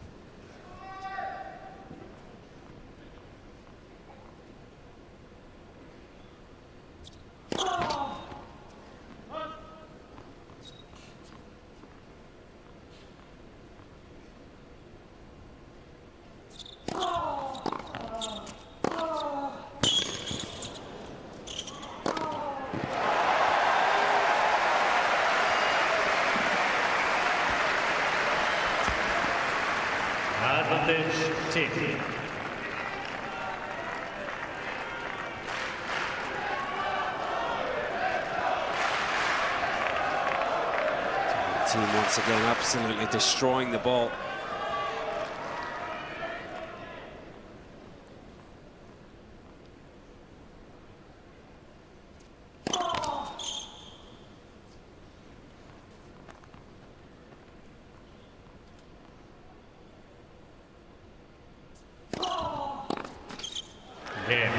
Could be an important hold of serve in the context of this second set. It felt like Djokovic was starting to apply a bit of pressure.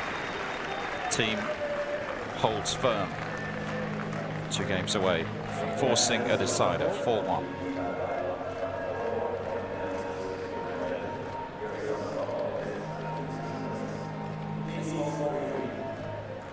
Can we get one?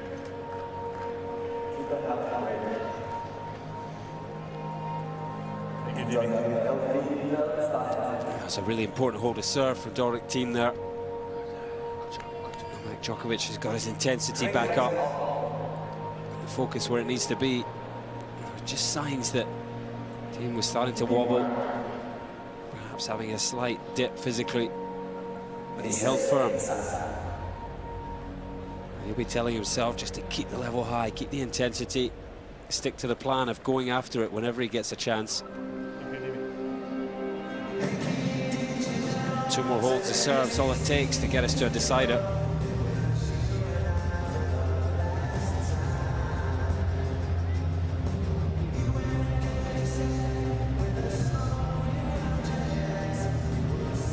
Here's the jewel in the crown in terms of the ATP Tour, this event. 63 tournaments through the year in 30 countries. That's 39 ATP 250s, 13 500s, and 9 Masters 1000s. Next-gen ATP finals in Milan, that was won by an Italian, appropriately, Yannick Sinner last week, and then of course the Nitto ATP finals, an event that you were part of, Colin, not too long ago.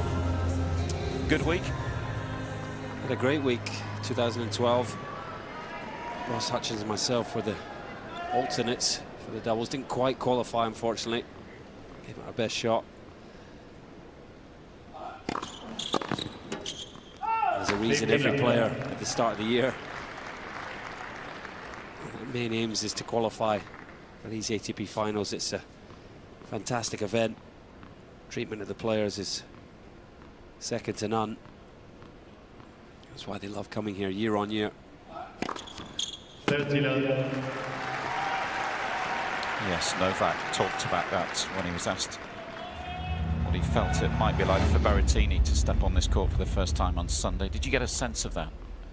How big a deal it is for, you know, the players making their debut here in London?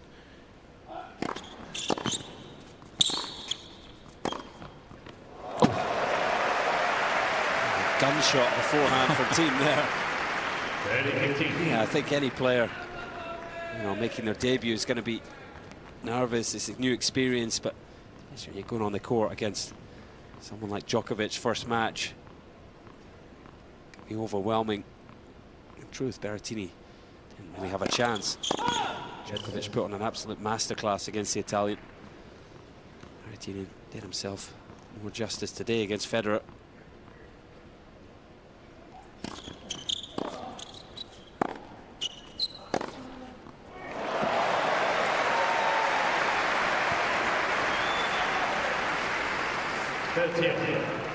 Ready to pounce here, Thiem, isn't he? Yeah, it's the 13th winner of the set for Dominic Thiem. The reigning Austrian winners.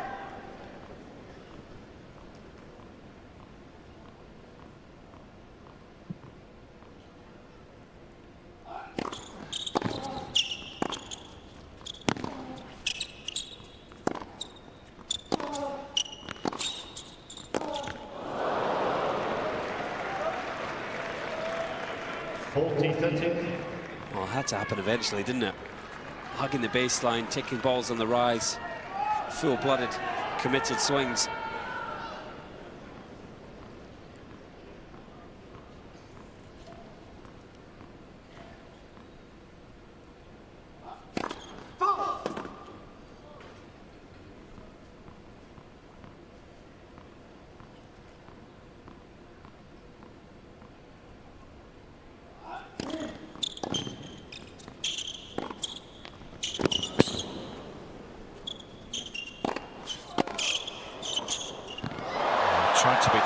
Perhaps a little bit too cute with the drop volley. Has he allowed Thiem to sneak back into this game? Yeah, it's good defense again from Dominic Thiem. Using the height we have in the arena.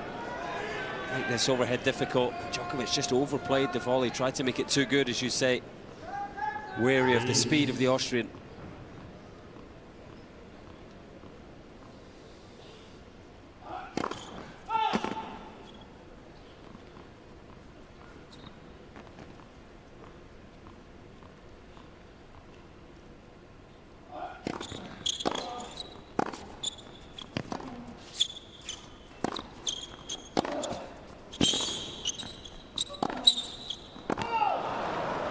Advantage, Djokovic.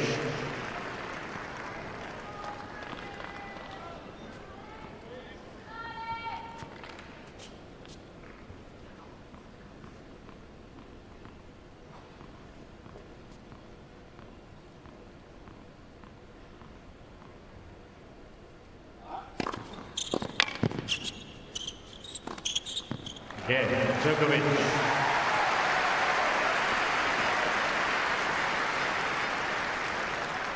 Team leads 4 games to 2. So make sure he avoids going down a double break. Sometimes you look back on those holds of serve, don't you, later in a set where you've just hung in, somehow found a way through a game.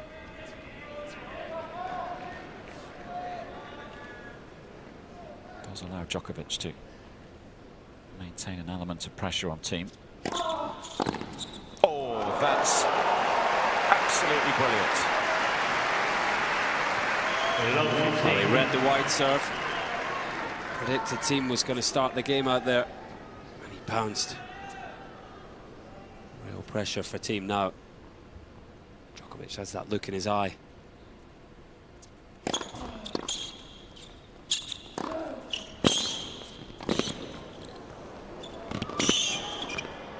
It's well played by the Austrian this time.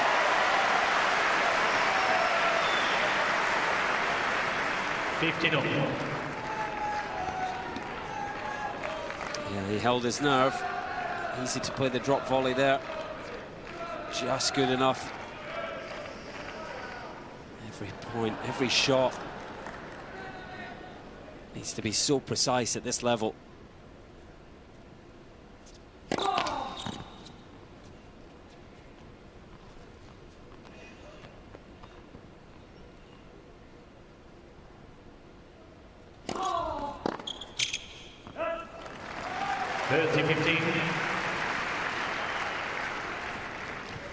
He hasn't quite hit the heights we've seen from him on the second serve return in particular. Another miss there. It's 3 or 4 times now on relatively big points where he's given donations to Thiem.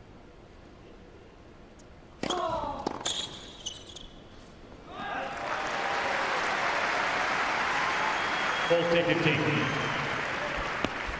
82% of second serve returns made for Djokovic. Might sound reasonably healthy, but by his high standards, you'd expect himself to make pretty much every one. We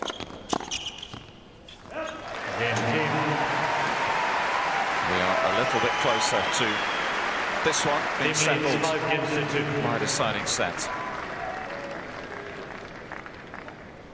Thiem re-establishes that 3-game lead, 5-2.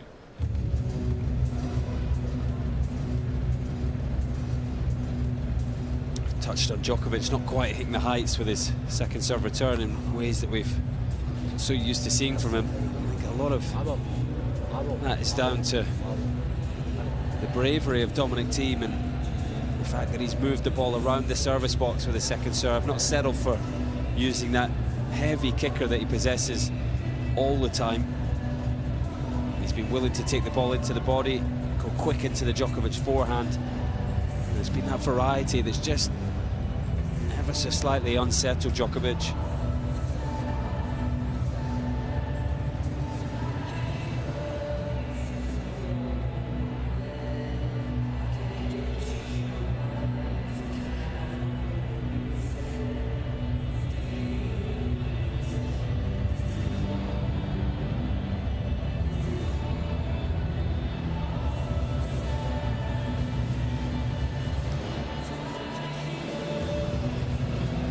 this does go the distance, Dominic Thiem has a phenomenal record this year in terms of deciding sets. He's played 16 matches that have gone the distance, and he's won 14 of them. Just the 2 defeats in final sets. One against Verdasco, that was in Rome. That was a tight one, to say the least. 7-5 in the third, and another. Semi-finals in Buenos Aires on the clay. And that was against Diego Schwartzman, the Argentine. That was 7-6 in the deciding set. 15 love. Perhaps that kind of history will feed the belief. He's an absolute physical specimen, Dominic Thiem, isn't he? So strong and fit. I think it's also his game style that contributes to that record. We heard from Djokovic when he came on air, talking about how physical a battle it is when you face Dominic Thiem. It really is a heavyweight contest, and when you go long in a match and you're putting up with the heavyweight ball striking, he's running you all over the court. It takes his toll. Definitely a contributing factor to that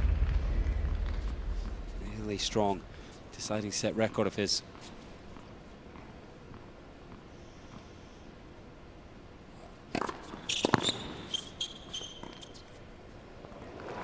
It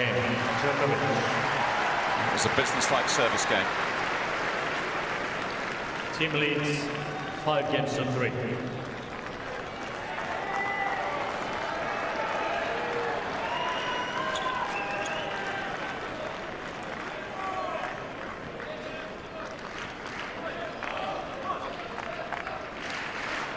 So can the Austrian serve it out? 5-3.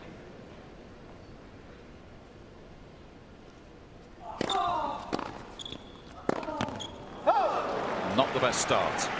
15. It was definitely an outcome-focused shot, wasn't it? Took his eye off the ball. Missed hit as a result.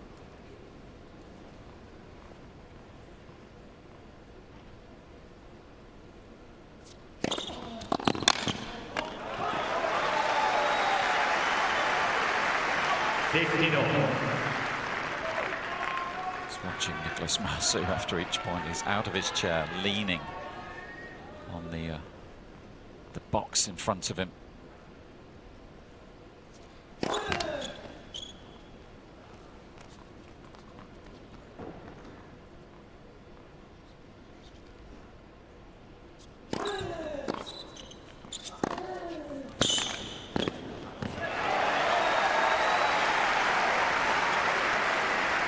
The whole team up this time. There he is.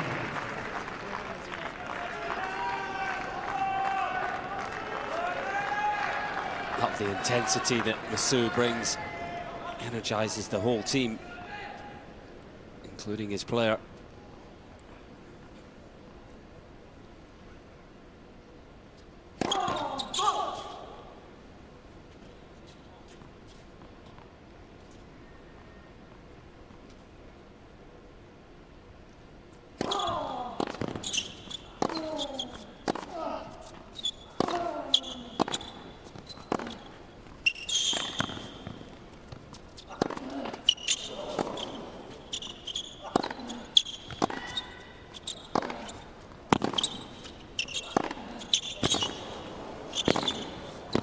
Yet more incredible power off the ground.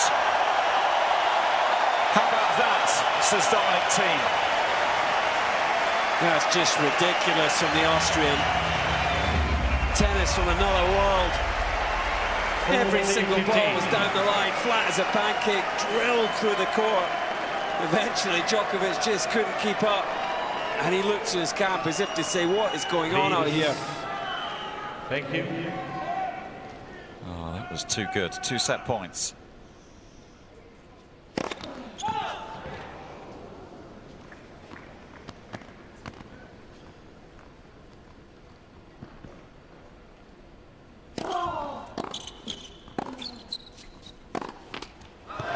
We are going the distance for the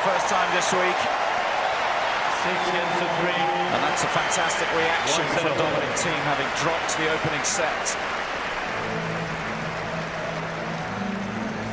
Takes the second set 6-3. Well, once again, at a set break of this match, we'll just take a moment to catch our breath. Incredible level of tennis again. Djokovic with a slight drop-off at the start of the set. That proved crucial in the end. Just the 2 unforced errors from the serve in set number 1. There were 10 in the second set. Dominic Thiem kept his level so high. He won 31 points in total. 15 of them were winners. Hitting the ball so big. Flattening it out. Changing direction. Completely dominating the majority of points. And look at that. Points played 5 to 9 shots and over 9. Thiem completely dominant. 10-4 and 4-1. Remember, this is against Novak Djokovic, arguably the best baseliner of all time.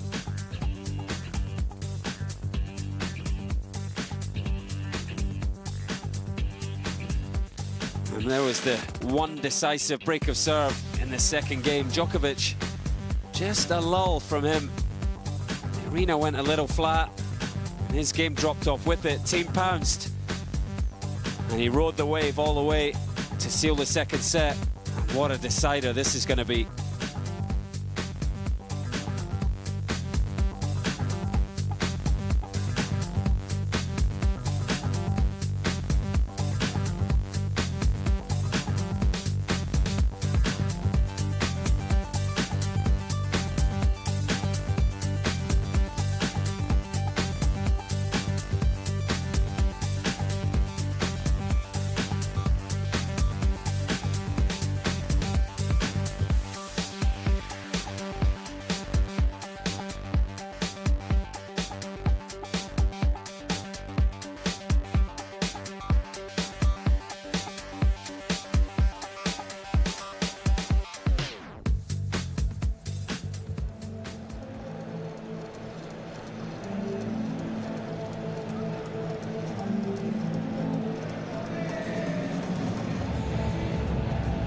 Time. So the third and deciding set about to get underway here at the O2. There won't be too many people heading for the exits, that's for sure.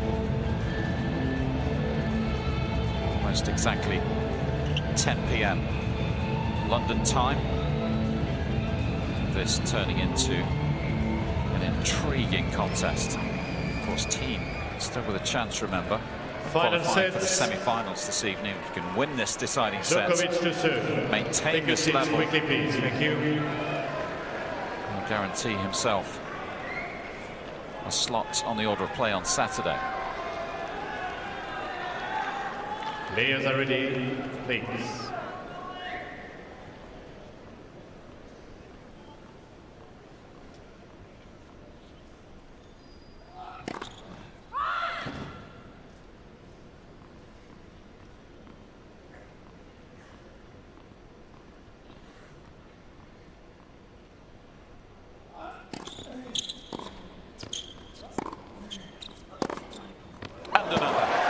How's that for opening points of the deciding set?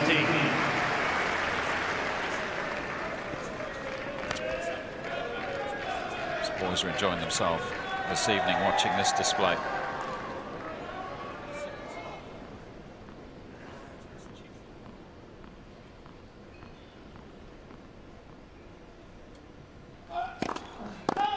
He can't leave for the Davis Cup after this, can he? Well, it's going to be very hard to.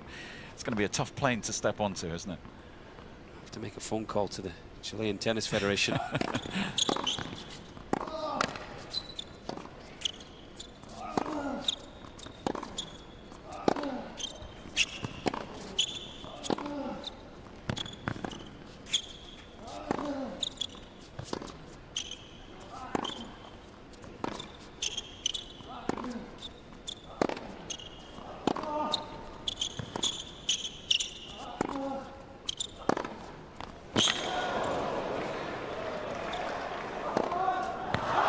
The defence that time.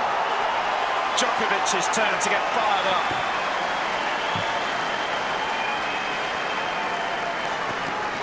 This is just incredible now, isn't it? Thiem just threw everything at this backhand down the line, and somehow Djokovic dug it out. Thiem had nothing left for the next backhand. Second point at the decider. Look at the reaction. You know, every point counts. Let's for 7. In a match like this, just takes a run of 1 or 2 points, something like that to happen, and it can affect the confidence of either player.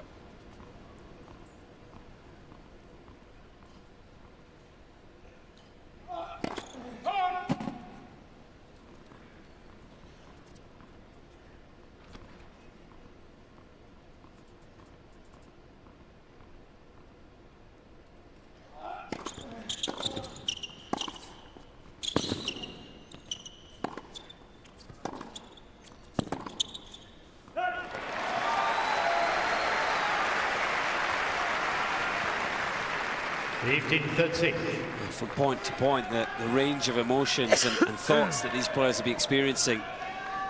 After the second point of the game, Djokovic is thinking he's invincible. He's going to break through. And after the third point, doubt sets in again. Such a challenge to stay positive throughout a match like this.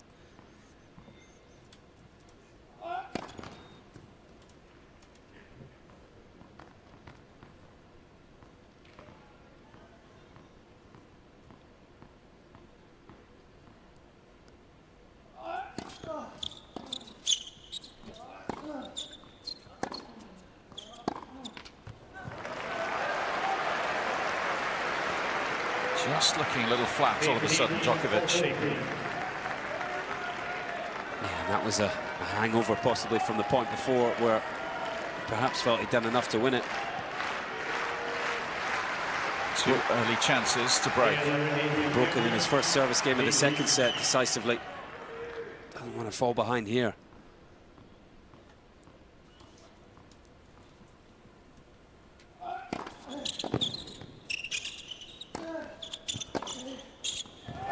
He's got him. It's another break of serve for the Austrian. And he's up and running. First game, final set.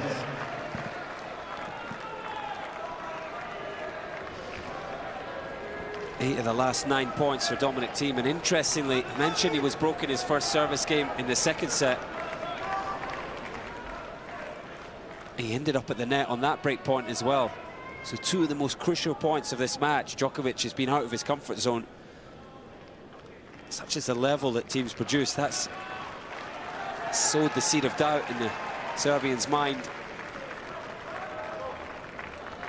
This match is now on the racket of Dominic Thiem.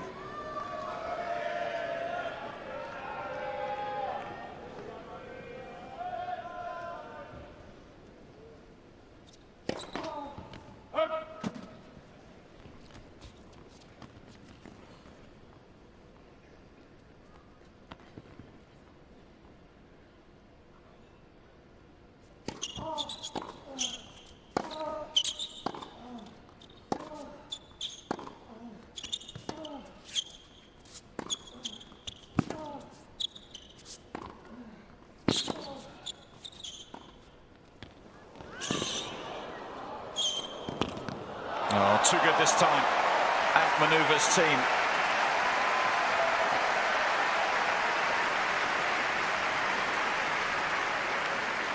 Love 15. What a match we're being treated to here. Both players just continue to respond when their back's against the wall.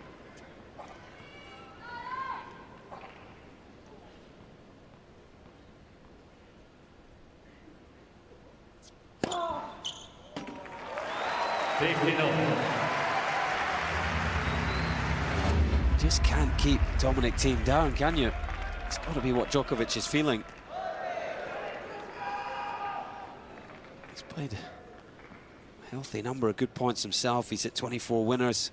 He's only hit 14 unforced errors. Thiem just continues to respond, keeps coming at him.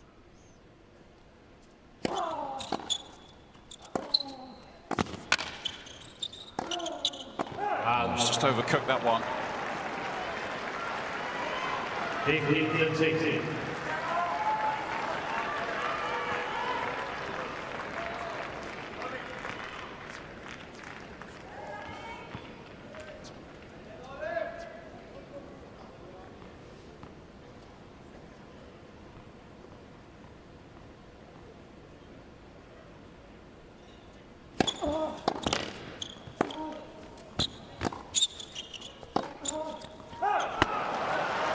Another one that flies long, and Djokovic now with a chance to respond.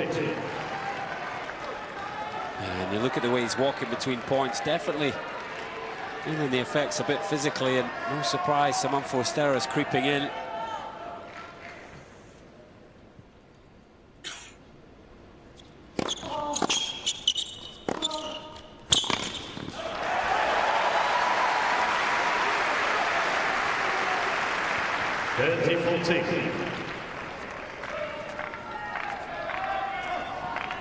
One more break point to survive.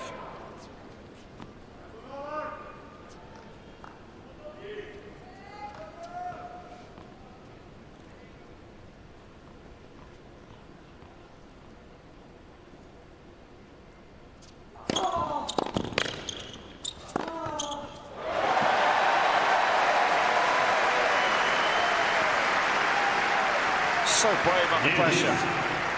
It's a staggering couple of points, isn't it? Facing break points. This is a player, one of the best clay court players in the world. He's been labelled over the years as a clay courter. These are Roger Federer-esque points, moving up the court. Just ever so slightly late on that forehand. Feeling the strain mentally now.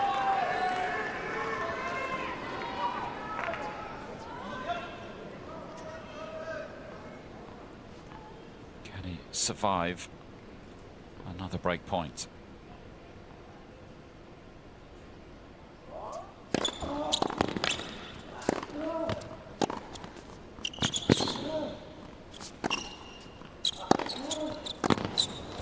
He can. Gosh, he's hit that backhand well tonight up the line. Yes.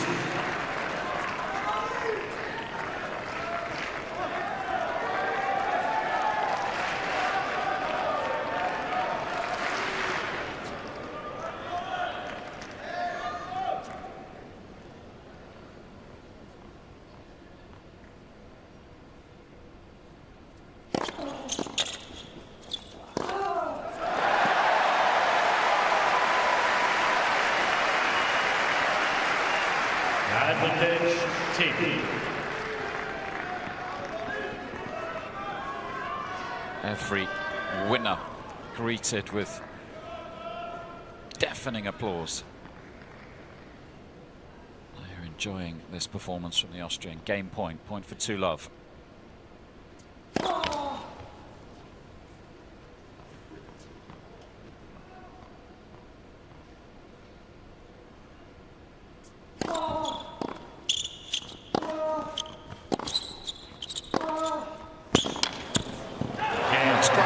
Toughness to come through that service game, and once more he's done it in style.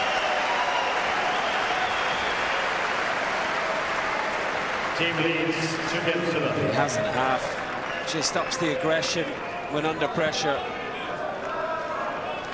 Dominic Thiem's now won 81 points tonight. 38 of them have been clean winners, and that's against Novak Djokovic, the best mover in the world, the best defender in the world. Can't hit the ball any better than Dominic Thiem has tonight.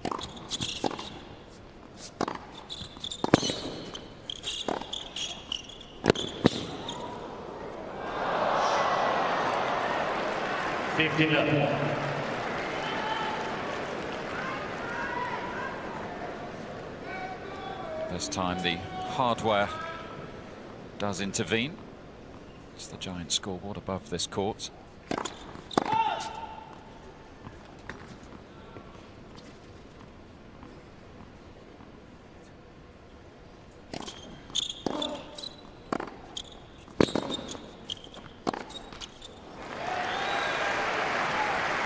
59.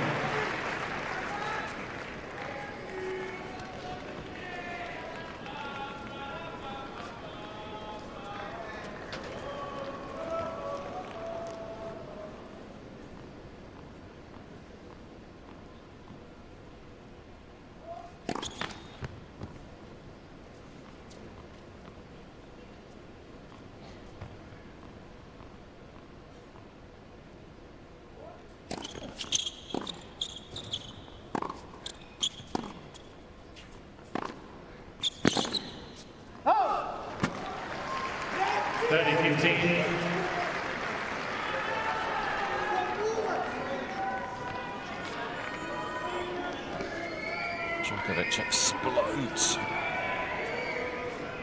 Outburst towards his team. Letting the frustrations out.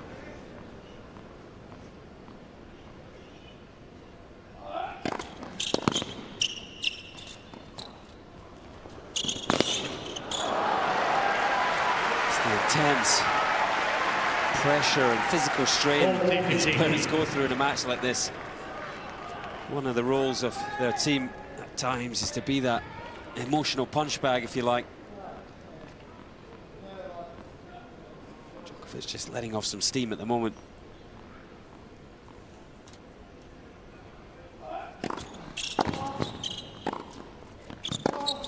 Again, Djokovic. Still frustrated, still. Frustrated exchange with the coaching team courtside, but he's got the hold. Team up 2-1.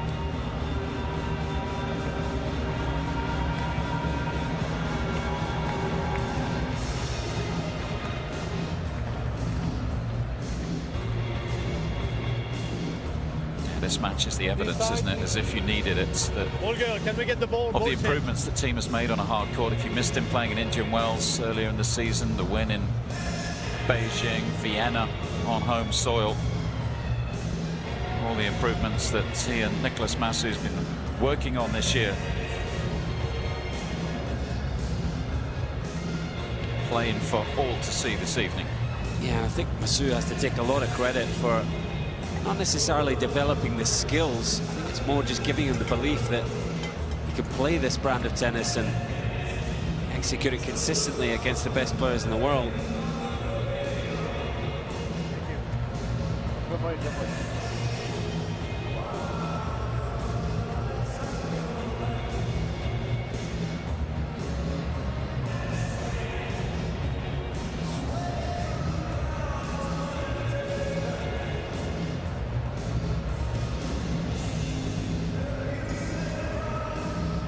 Time.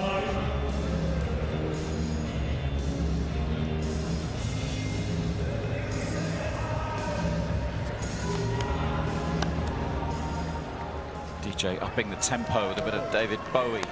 Get the crowd going. Fabulous atmosphere, isn't it? Inside the O2 this evening. Match of the week by some margin for me.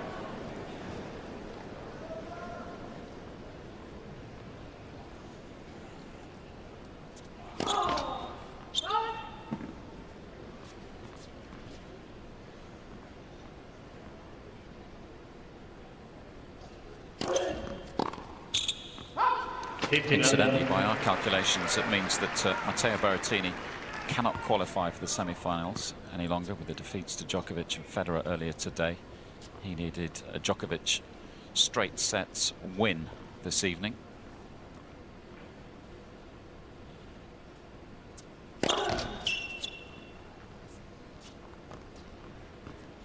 Providing everybody completes their matches in this group. 30 left. Please do not use flash photography. Thank you. Djokovic continues to be slightly below par in the second serve return department. 2 in a row missed in this game.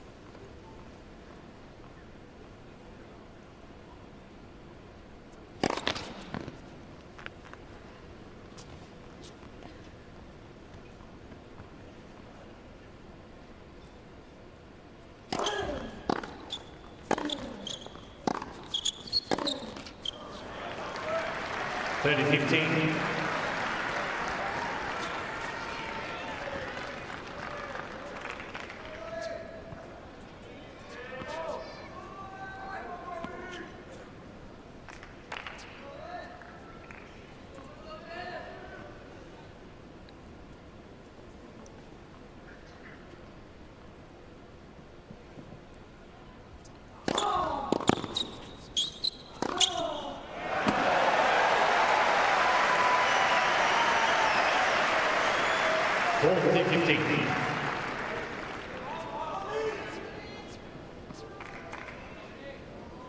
It's the evidence of how clean he's been striking it this evening. Another hammer blow from the Austrian.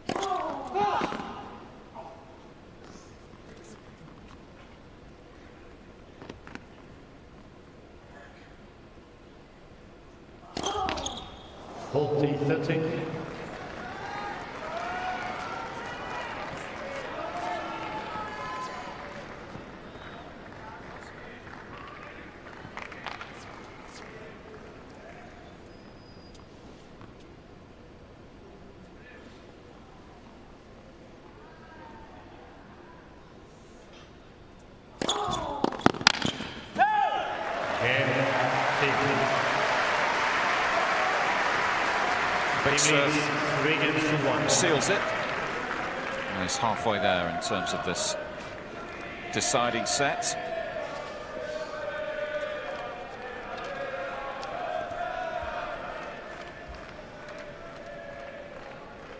Time for a change of equipment for both men.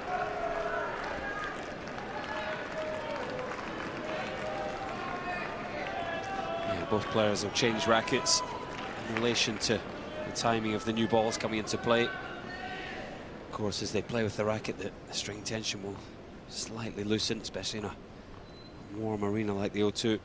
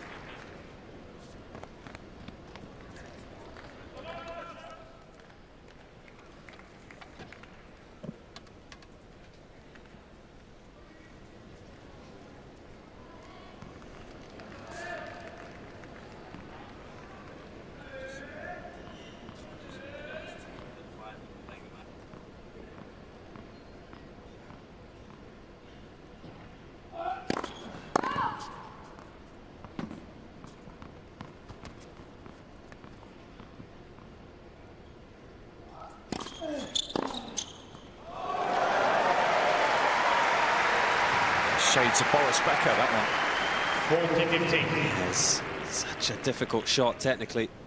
Up on one leg, leaping into it, the one-handed backhand.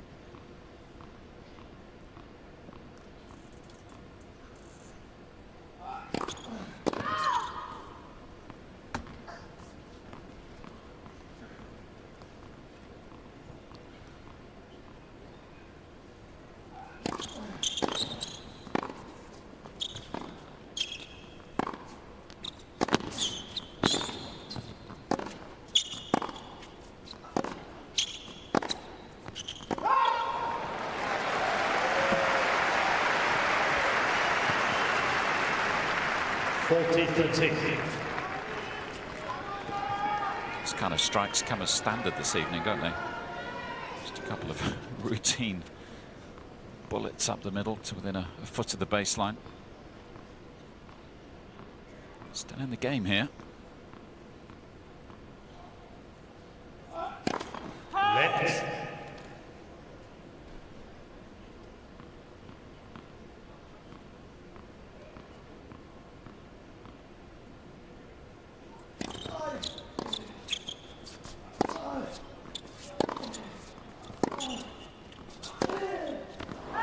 Again, Djokovic. Team leads 3-2. Djokovic continues to battle away. But it's Thiem still with a break. 3-2, final set.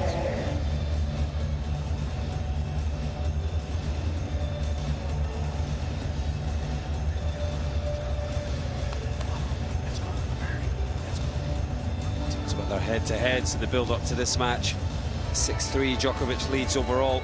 Thiem winning 3 of the last 4. All of those played on clay. 3 of their first 4 meetings came on hard courts. 2014 Masters 1000 in Shanghai. Djokovic comfortable 3-4. It's the same scoreline. 2016 in Miami. Thiem then got him in the semis of Roland Garros. Excuse me. Djokovic winning that first meeting between the two in Paris. 3 straight again. They then played here in 2016. Thiem won the first set. The first set he won against the Serbian. Djokovic saw it out 6-love, 6-2. It's a completely different Dominic Thiem. It's come to play tonight.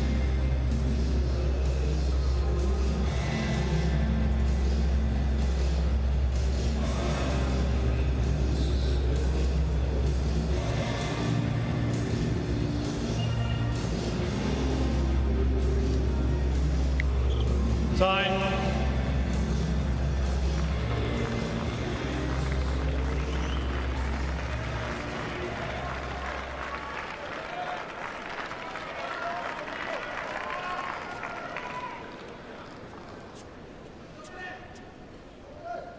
Looking to re-establish his 2-game advantage, serving 3-2 with a break. Love 15. Oh, just saw a shot of Djokovic. He came out the break, just his eyes closed, centering himself. He's got that steely look of determination at this moment. Wouldn't be surprised if he's able to get back on serve in this decider.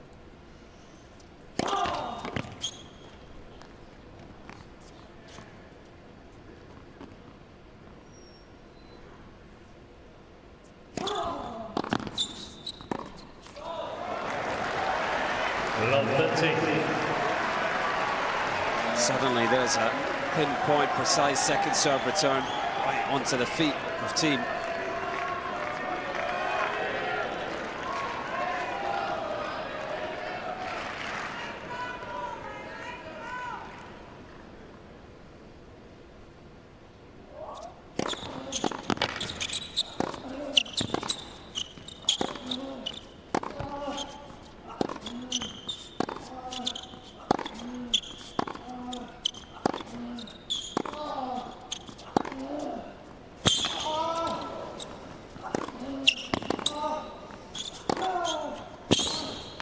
Just too much from Dominic Thiem once more.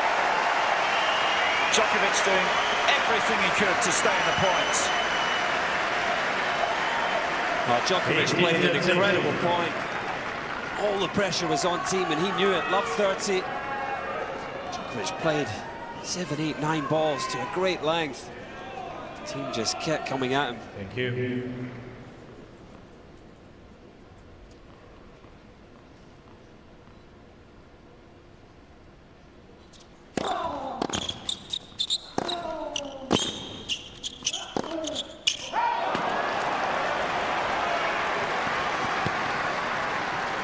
Goes into that mode, Novak Djokovic, doesn't he? He had the outburst, release of frustration to his team a couple of games ago. That's all long forgotten now. Focus is right back where it needs to be. He's hardly missing a ball now.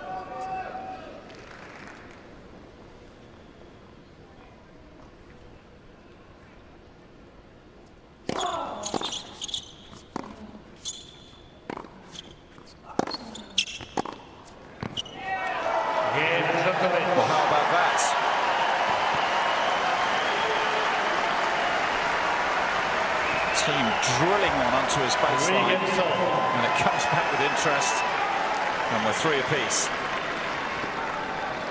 Well, that's why Novak Djokovic is the player that he is. And it was almost nonchalant, that forehand, wasn't it? I just wonder if he actually thought Thiem's shot was going long. Thiem almost stopped as well. It was 1 unforced error, the first point of the game from Thiem, and that was all Djokovic needed, a sniff of a break. And here he is, ball in hand at 3-all. Please.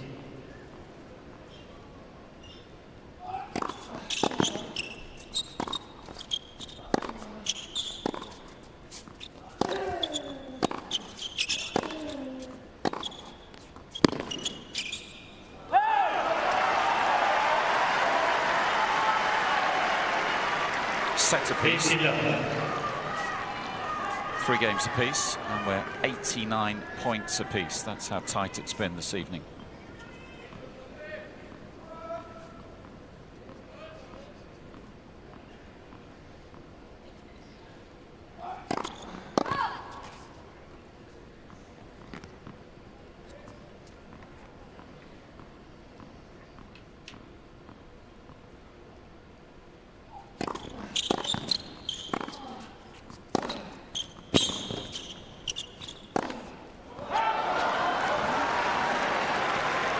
Defense getting it done at the moment. Yeah, the team's starting to look a little ragged since that change of ends where we saw Djokovic just channeling his thoughts to the job at hand. He hasn't missed a ball. 1 forced error. 10 in the last 13 points.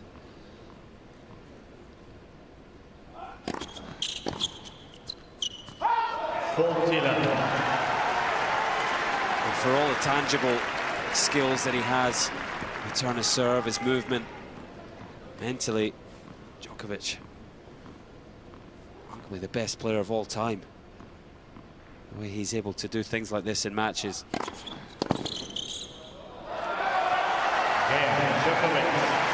It's all going Novak's way at the moment.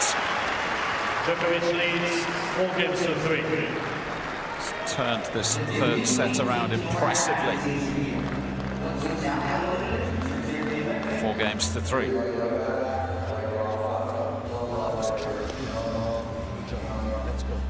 Djokovic just applying some eye drops, perhaps to sharpen the focus even more.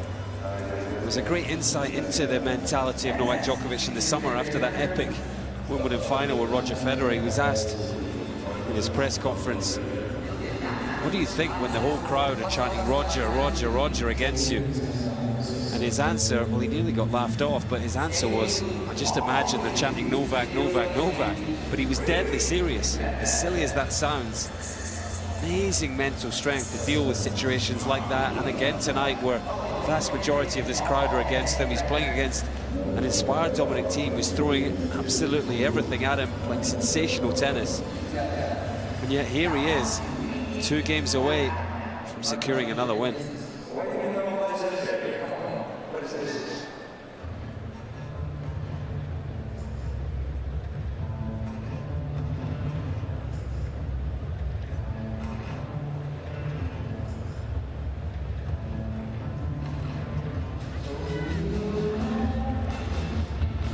Time. Djokovic in the ascendancy right now in this contest.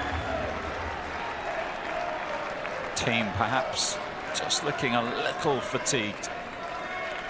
Deep in this 3rd set. This is a big service game for the Austrian.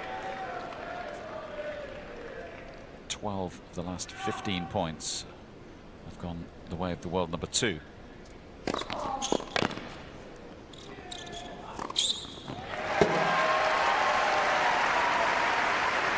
It's the first set where Thiem has been negative in the winners' unforced errors column. 18-17 in set number 1. 15-7 in that sensational 2nd set. The winners are still coming, 8 of them in set number 3, but there's been 12 unforced. Feet have just become a little bit sluggish. Thank you. Decision making not quite as clear.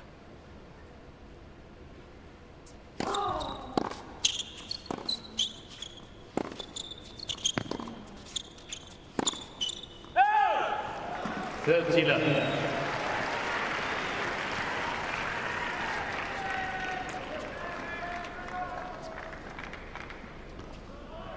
If we do go the distance, 6 apiece, of course, it's a tie-break to settle it here in London.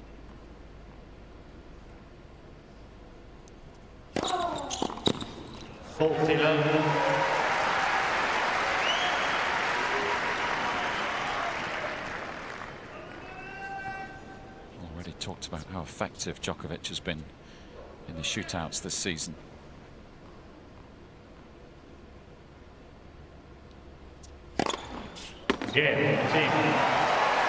Huge serve to finish the game, 137 miles an hour.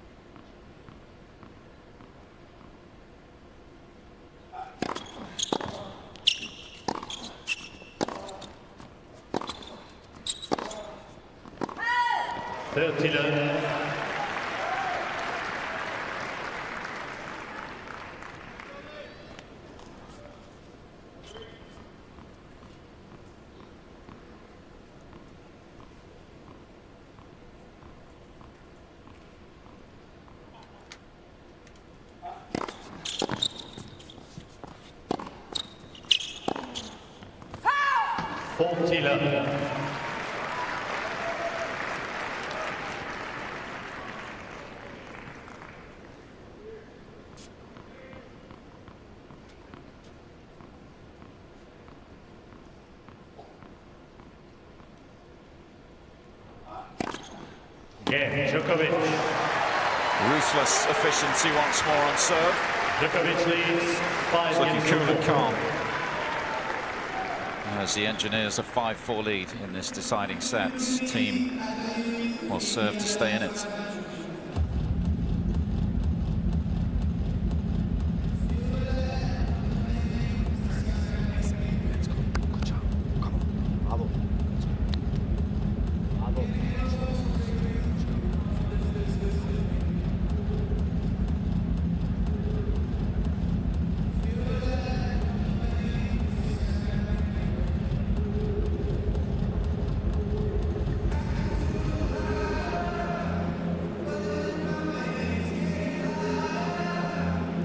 King of Serbia, he'll be representing his nation next week in the Davis Cup. Djokovic has signed up for the Davis Cup finals. His good friend Janko Tipsarevic playing his very last event as a professional. I'm sure that was a big part of the motivation. And once more, perhaps visualizing how he's going to engineer a decisive break of serve here.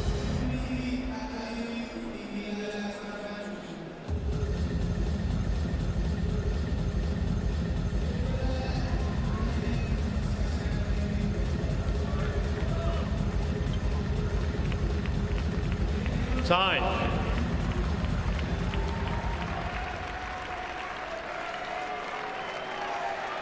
All eyes then on Dominic Thiem. He's played a wonderful match. He's thrilled this O2 crowd at times, but he's got a hold serve here to keep it going after 2 hours and 24 minutes. 4-5. Final set.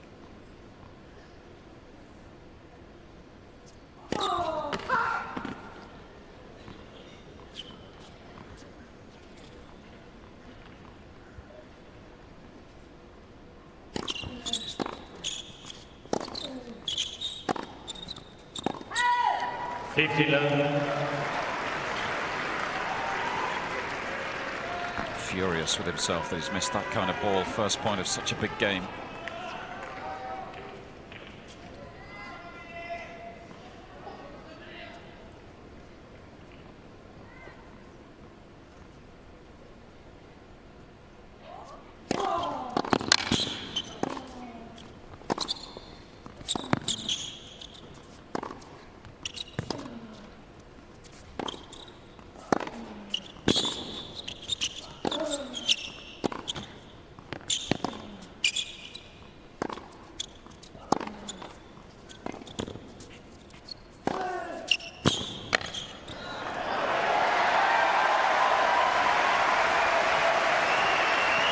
What a point. 30 love. Djokovic did so well just to get into it. Great return. 18 shots of the highest quality.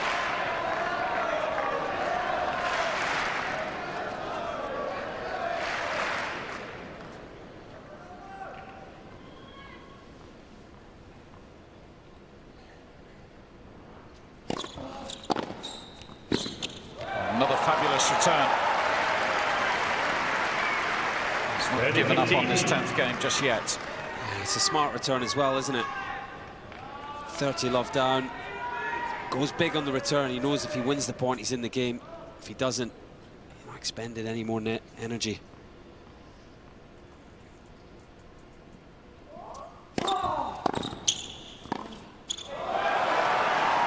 Once more, a sensational return of serve back to within a few inches of the Austrian's baseline.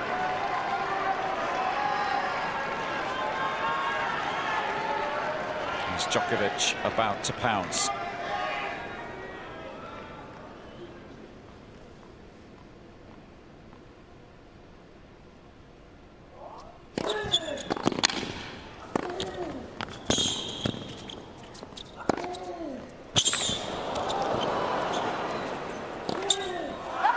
No, it's wide.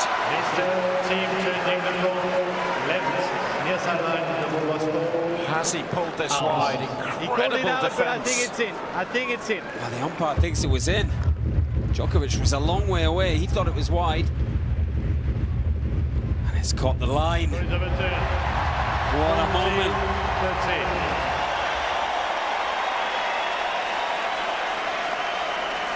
Djokovic very nearly did the full splits just to hang in that point.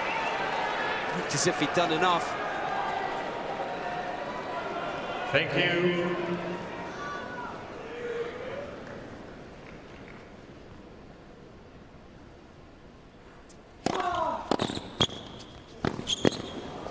I mean, how good has the returning been in this game? And especially when you consider what's just gone before. He stretched every sinew to try and win the 30-odd point. The heartbreak of the challenge. Brushes it off. Delivers another scintillating return of 130-mile-per-hour serve. Please.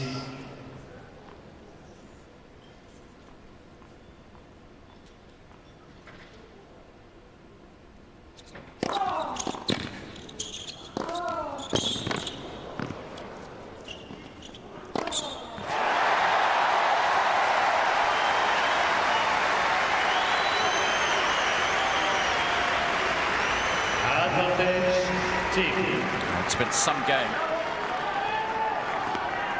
What a huge boost to his confidence it would be if he can escape intact. Players are ready, thank you.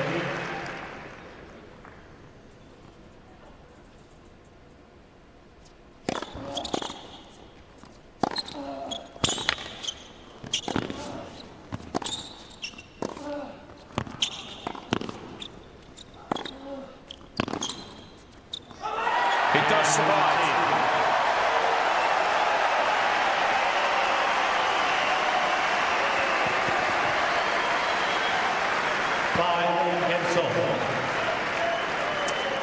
There's not many players in the world that would have resisted Novak Djokovic there. I talked in his opening group stage win against Federer how the Dominic Thiem of old might not have won that match. Same case there.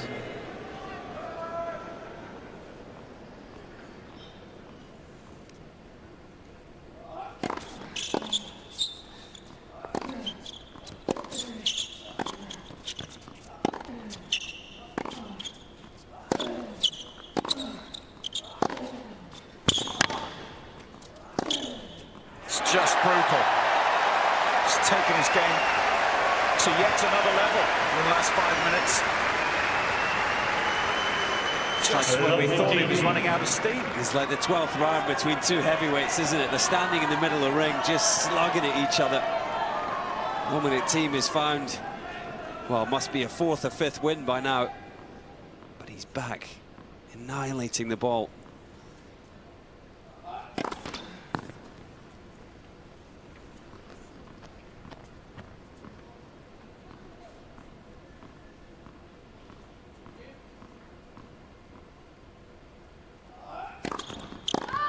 Love 30.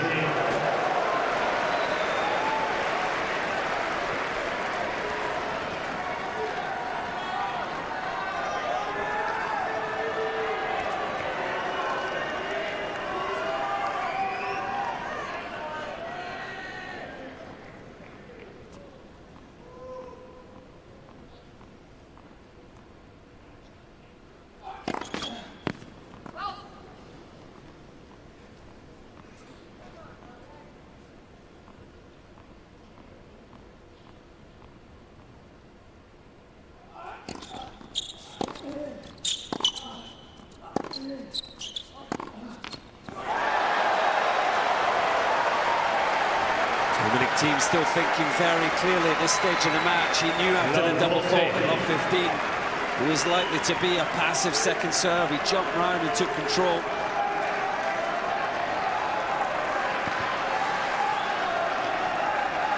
Please, Now 3 break points. Thank you. For a chance to serve for the match.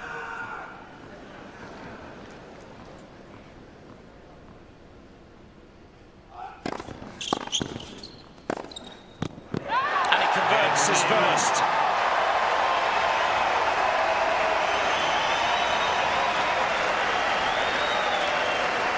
Dominic Thiem is again from victory and again from the semi-finals here for the very first time. He's up 6-5 and he's serving.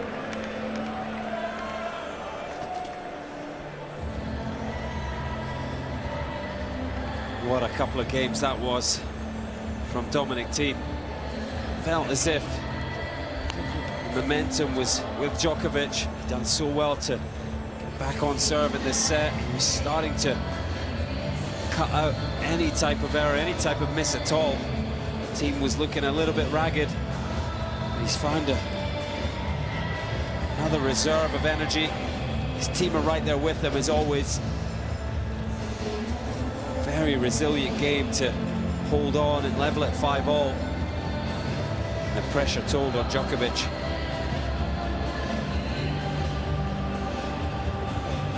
This would be a significant win in the career of Dominic Thiem to beat Novak Djokovic on an indoor hardcourt.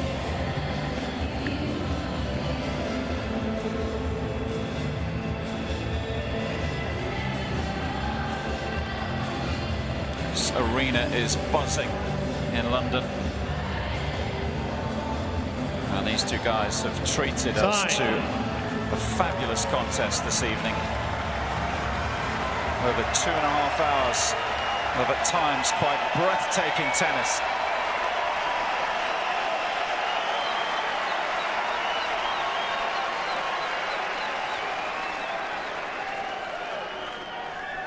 Can Thiem apply the finishing touches?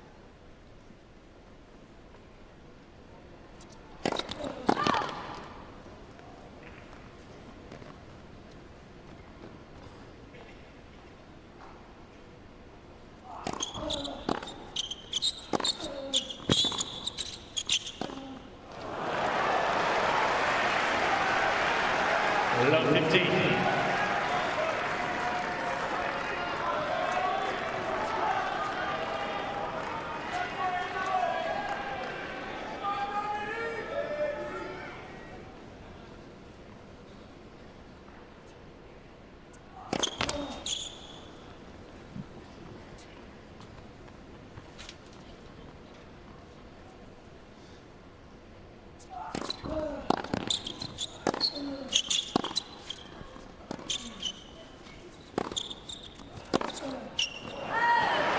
Already with work to do. Love 13. couple of loose points to open this 12th game.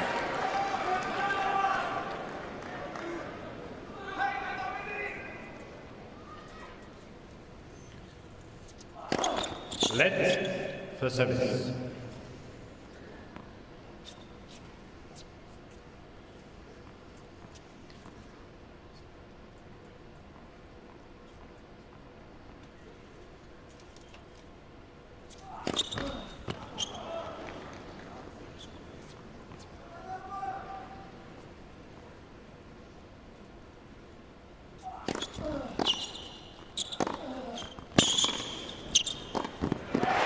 Refusing to hold back.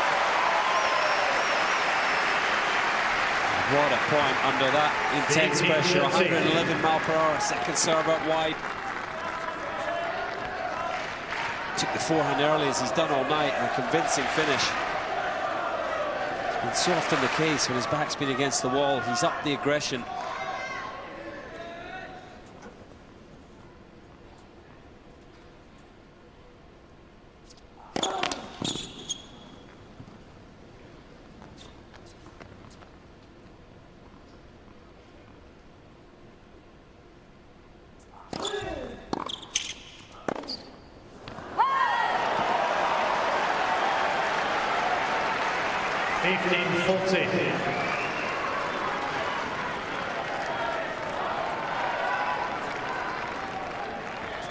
He's yet to make a first serve in this game.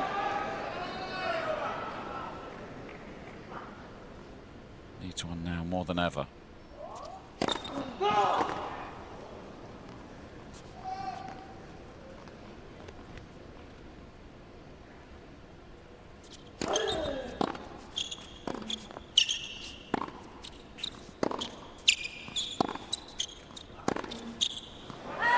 Djokovic breaks. And on we go. 6 games all. Tie break. Both players have received 1 additional time. It's one of the worst games of the match from Thiem, no doubt about that. Was he just a bit low on energy and intensity after investing so much? From 4-5 to get to 6-5 ahead. Was it nerves? Probably a combination of the two. And he's got to reset, get it going again right away now. A tie-break then to settle this one.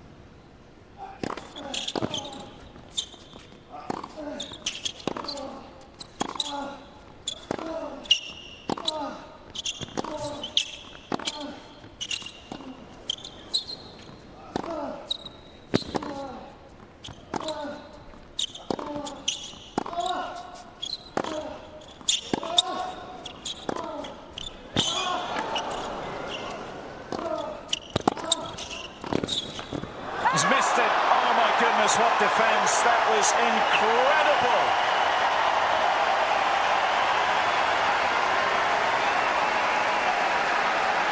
He threw everything at Djokovic. It's superhuman tennis, isn't it? 0. Both Djokovic. players rightly receiving a standing ovation from the crowd.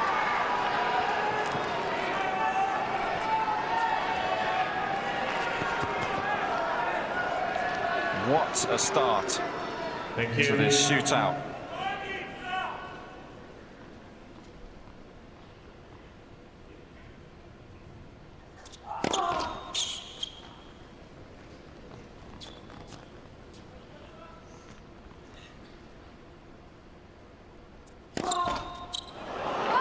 Is that a hangover from the previous point?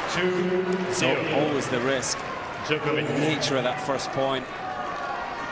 Off the back of having served for the match and been broken. This is a very dangerous point now as well. Can't afford to go a double. Mini break behind. He's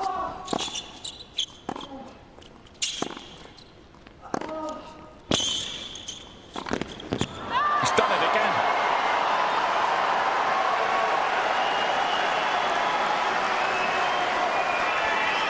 Invincible from the world number 2. Djokovic. 2 hours and 40 minutes of just being pummeled by Dominic Thiem, and he's still the athleticism, the dynamic movement to get these balls back in play and draw the error. Thank you. Please.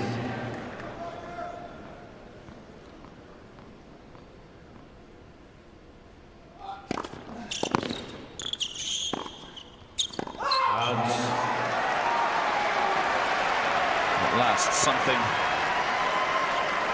3-1. give Djokovic. Thiem a little bit of hope. A reminder that Djokovic hasn't lost a tiebreak since the third round at Wimbledon.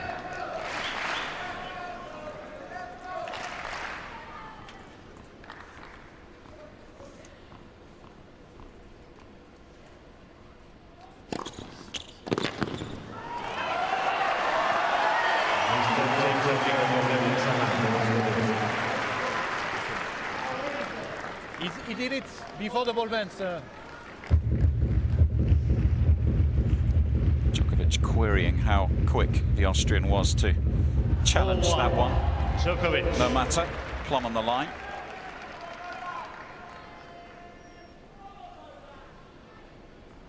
Team trailing 4-1. Oh,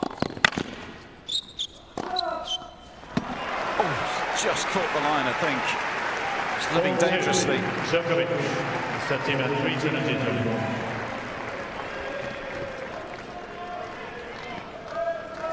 That was only 5 or 6 inches from being 5-1 Djokovic. Thiem found the target. He's got a good record during his career in deciding set tiebreaks, Djokovic, 15-6. So 21 played and he's won 15 of those. And again, more evidence of how good this guy is under extreme pressure. He's put himself in a good position.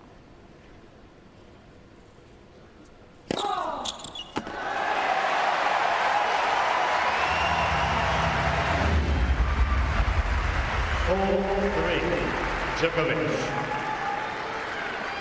Can we get the balls, please?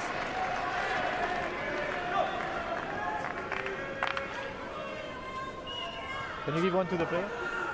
Thank you. One more. Perfect.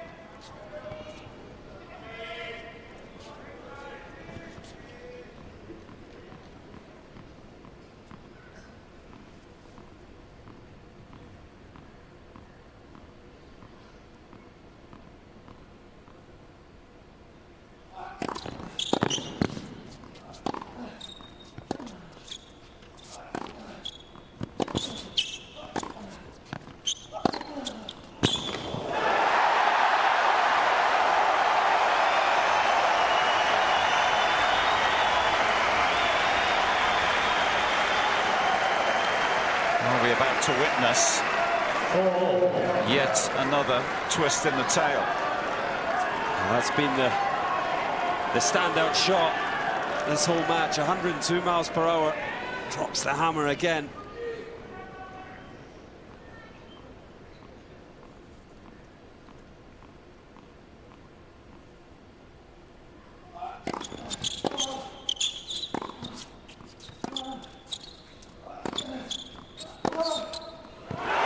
Clubs another winner. And now it's Thiem within touching distance.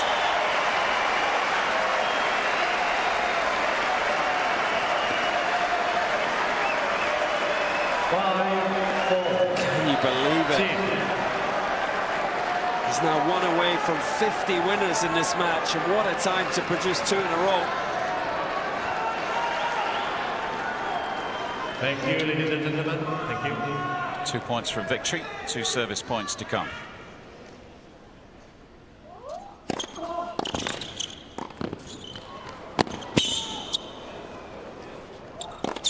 It's good. And he's almost there. 6-4. Thiem.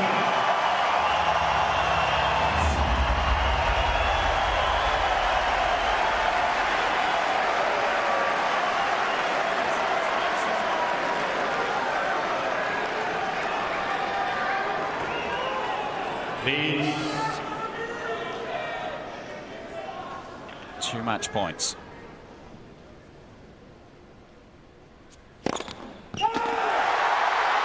Well, it's been called wide. It was mighty close.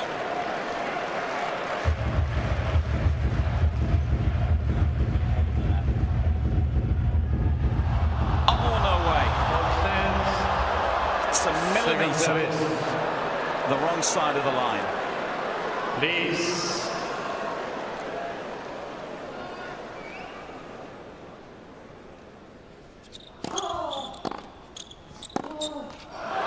First one saved. Kudos to Novak Djokovic with everything going on. The Hawkeye challenge, 1 millimetre out. Half the crowd thought the match was over. He still has the composure and the mental fortitude to knock that return close to the baseline. He keeps his chances alive. Thank you. Still a match point to save, though, for the world number 2.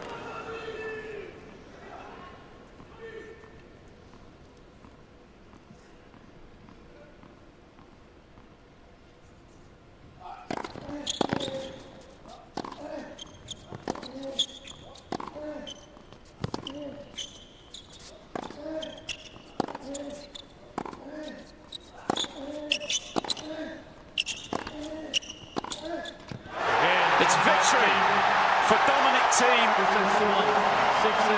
quite incredible performance at times. And it's a victory that puts him into the semi-finals here at the Nitto ATP finals for the very first time in his career. And boy, does he deserve it. A fantastic contest, fantastic atmosphere. What the season-ending championships is all about. 2 heavyweights of the game producing their very best tennis. And it's Thiem who emerges triumphant. His first victory over Djokovic on a hard court. And he's done it 7-6 in the deciding set.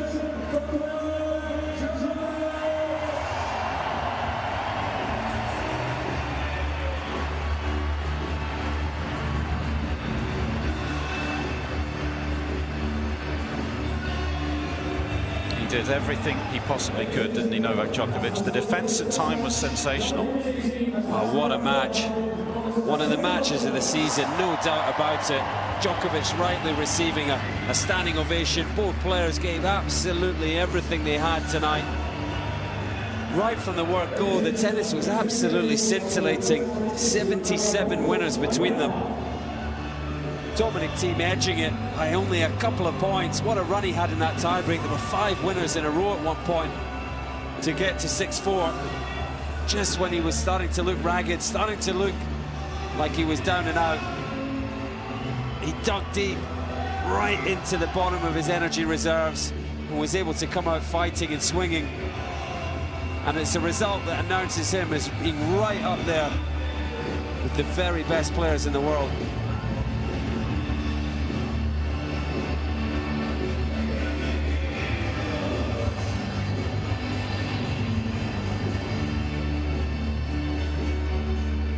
Breathtaking tennis from both men at times. And we can hear from the winner. Dominic Thiem is speaking to Annabelle Croft. Dominic, you've played a lot of matches in your career, but just tell us how special was that performance tonight? Wow, I mean, this was really one of these very special matches, what I practiced all my life for, what I practiced all my childhood for. I mean, really epic one in front of an amazing atmosphere, beating a real legend of our game, so I couldn't be happier. And also, I qualified for the semi-finals, which is the best. It seemed like you were in the zone out there. There were so many special moments, so many ups and downs, but just tell us, what was the key to getting through that tiebreak and holding your nerve? Well, I was in the zone from the first point on, and even I served for the match 6-5 in the third set, but obviously I was playing the best returner in the game, so I didn't worry too much. I was focusing on the tiebreak and coming back from 1-4, also a little bit of luck here and there, but in general it was just unbelievable, and a match I will probably never forget. I know you were looking up at the screen to see the stats for the match. You hit 51 winners, and some of them were fireballs and firecrackers out there. Have you ever hit the ball harder than that? I don't think so, but of course I have to. I was playing Novak, who is in a great shape, who is probably the best player in the world right now, so I had to do something special, and luckily a lot of these balls and these winners went into the court. They certainly did. So when you look back at a match like that, what are you most proud of? I stayed in the match all the time. Then it's always, of course, something special to come back from set down, especially when it's in the tiebreak, especially when it's such a long first set.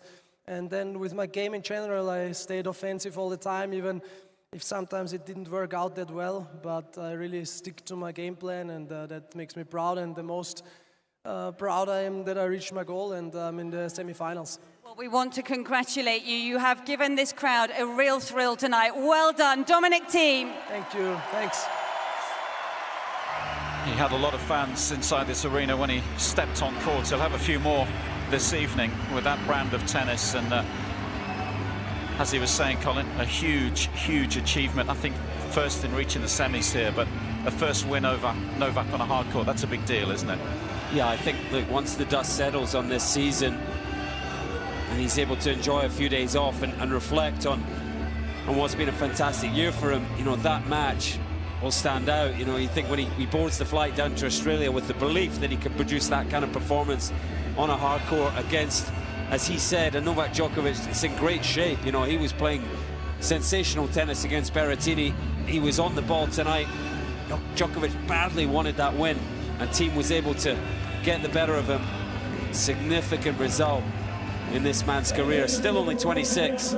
Some great days lie ahead for the Austrian. And how good is that deciding set record this year? It's incredible, isn't it? 14-2 coming into this contest, now 15-2. Incredible mental toughness and self-belief. Yeah, he had so many opportunities. Both players did, in fact, tonight. So many opportunities to go away. But look at the performance from Dominic Thiem. Djokovic positive in the winner's sum for Steras. That shows you that he was on form. But Dominic Thiem, he knew he had to play aggressive tennis. He knew he had to go for it. He had to throw the kitchen sink at Djokovic. And what happens probably 9 times out of 10 when players do that is they overplay. They make way more errors than winners. But Thiem, 50 winners against the best mover in the game, the best defender in the game. Incredible performance from the Austrian. Really can't find the superlatives to describe how well he's played out here and how he's been able to maintain it over 3 long sets, 2 hours and 47 minutes. Look how close the match was. All kinds of points, absolutely nothing between the players, just 2 points in total. And I tell you what, Dominic Thiem, well, he's got a day off tomorrow, he's going to need it. Both players will. That was a bruising encounter. They threw everything at each other, and their teams will learn their core now, getting them recovered, fit and healthy for the remaining group matches. What a match to look forward to now. Djokovic against Federer, playing for a place in the semi-finals.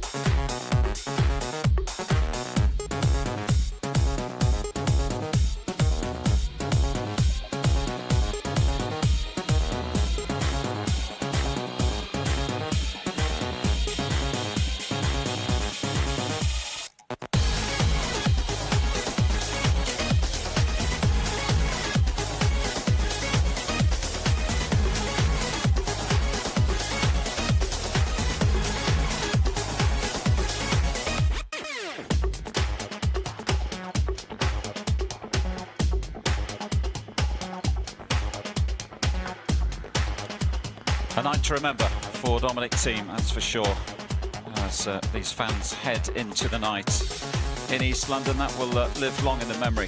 And there's confirmation that in Group B on board, Dominic Thiem is qualified for the semi-finals, the first Austrian to do so.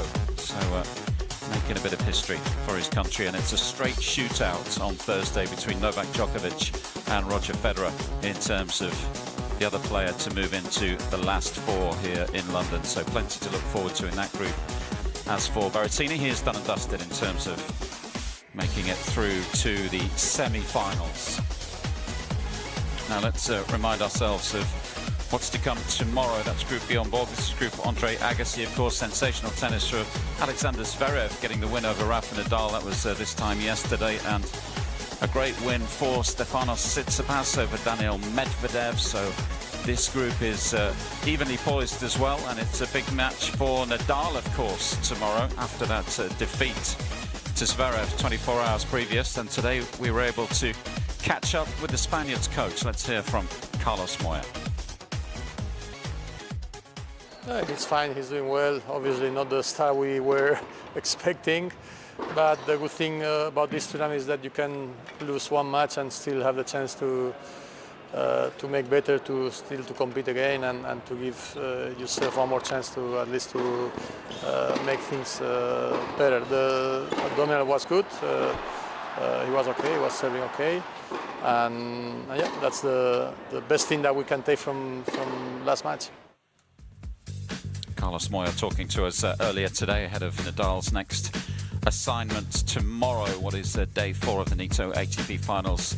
Not before 2, Nadal takes on Medvedev. Not before 8, Tsitsipas playing Zverev. And it's got the feeling, Colin, hasn't it? Those results from the opening day in this group have really blown this group wide open. Yeah, they absolutely have. And I think the significance of tonight's result shouldn't be lost either in that race for year-end #1. That'll give Nadal a bit of extra motivation as he goes up against Medvedev. The fact that Djokovic has missed out on 200 points tonight, albeit Thiem took them away from him. But a great couple of matches to look forward to. It's a must-win, you feel, for Nadal or Medvedev, and then Tsitsipas, Zverev, both very impressive, especially Sasha Zverev. He's got a great feeling here at the O2. Yes, Nadal and Medvedev, reminder they're looking for their opening win of the week. Tsitsipas and Zverev, one of those guys will move on to 2 victories and put themselves in a pretty good position in terms of qualifying for the semi-finals. Well, we are catching our breath after that display from Dominic, Thiem and Novak Djokovic. We hope for more of the same tomorrow. We hope you'll be with us for day 4 in London. Until then, from myself, Lee Goodall, Colin Fleming, alongside me, it's good night from the capital.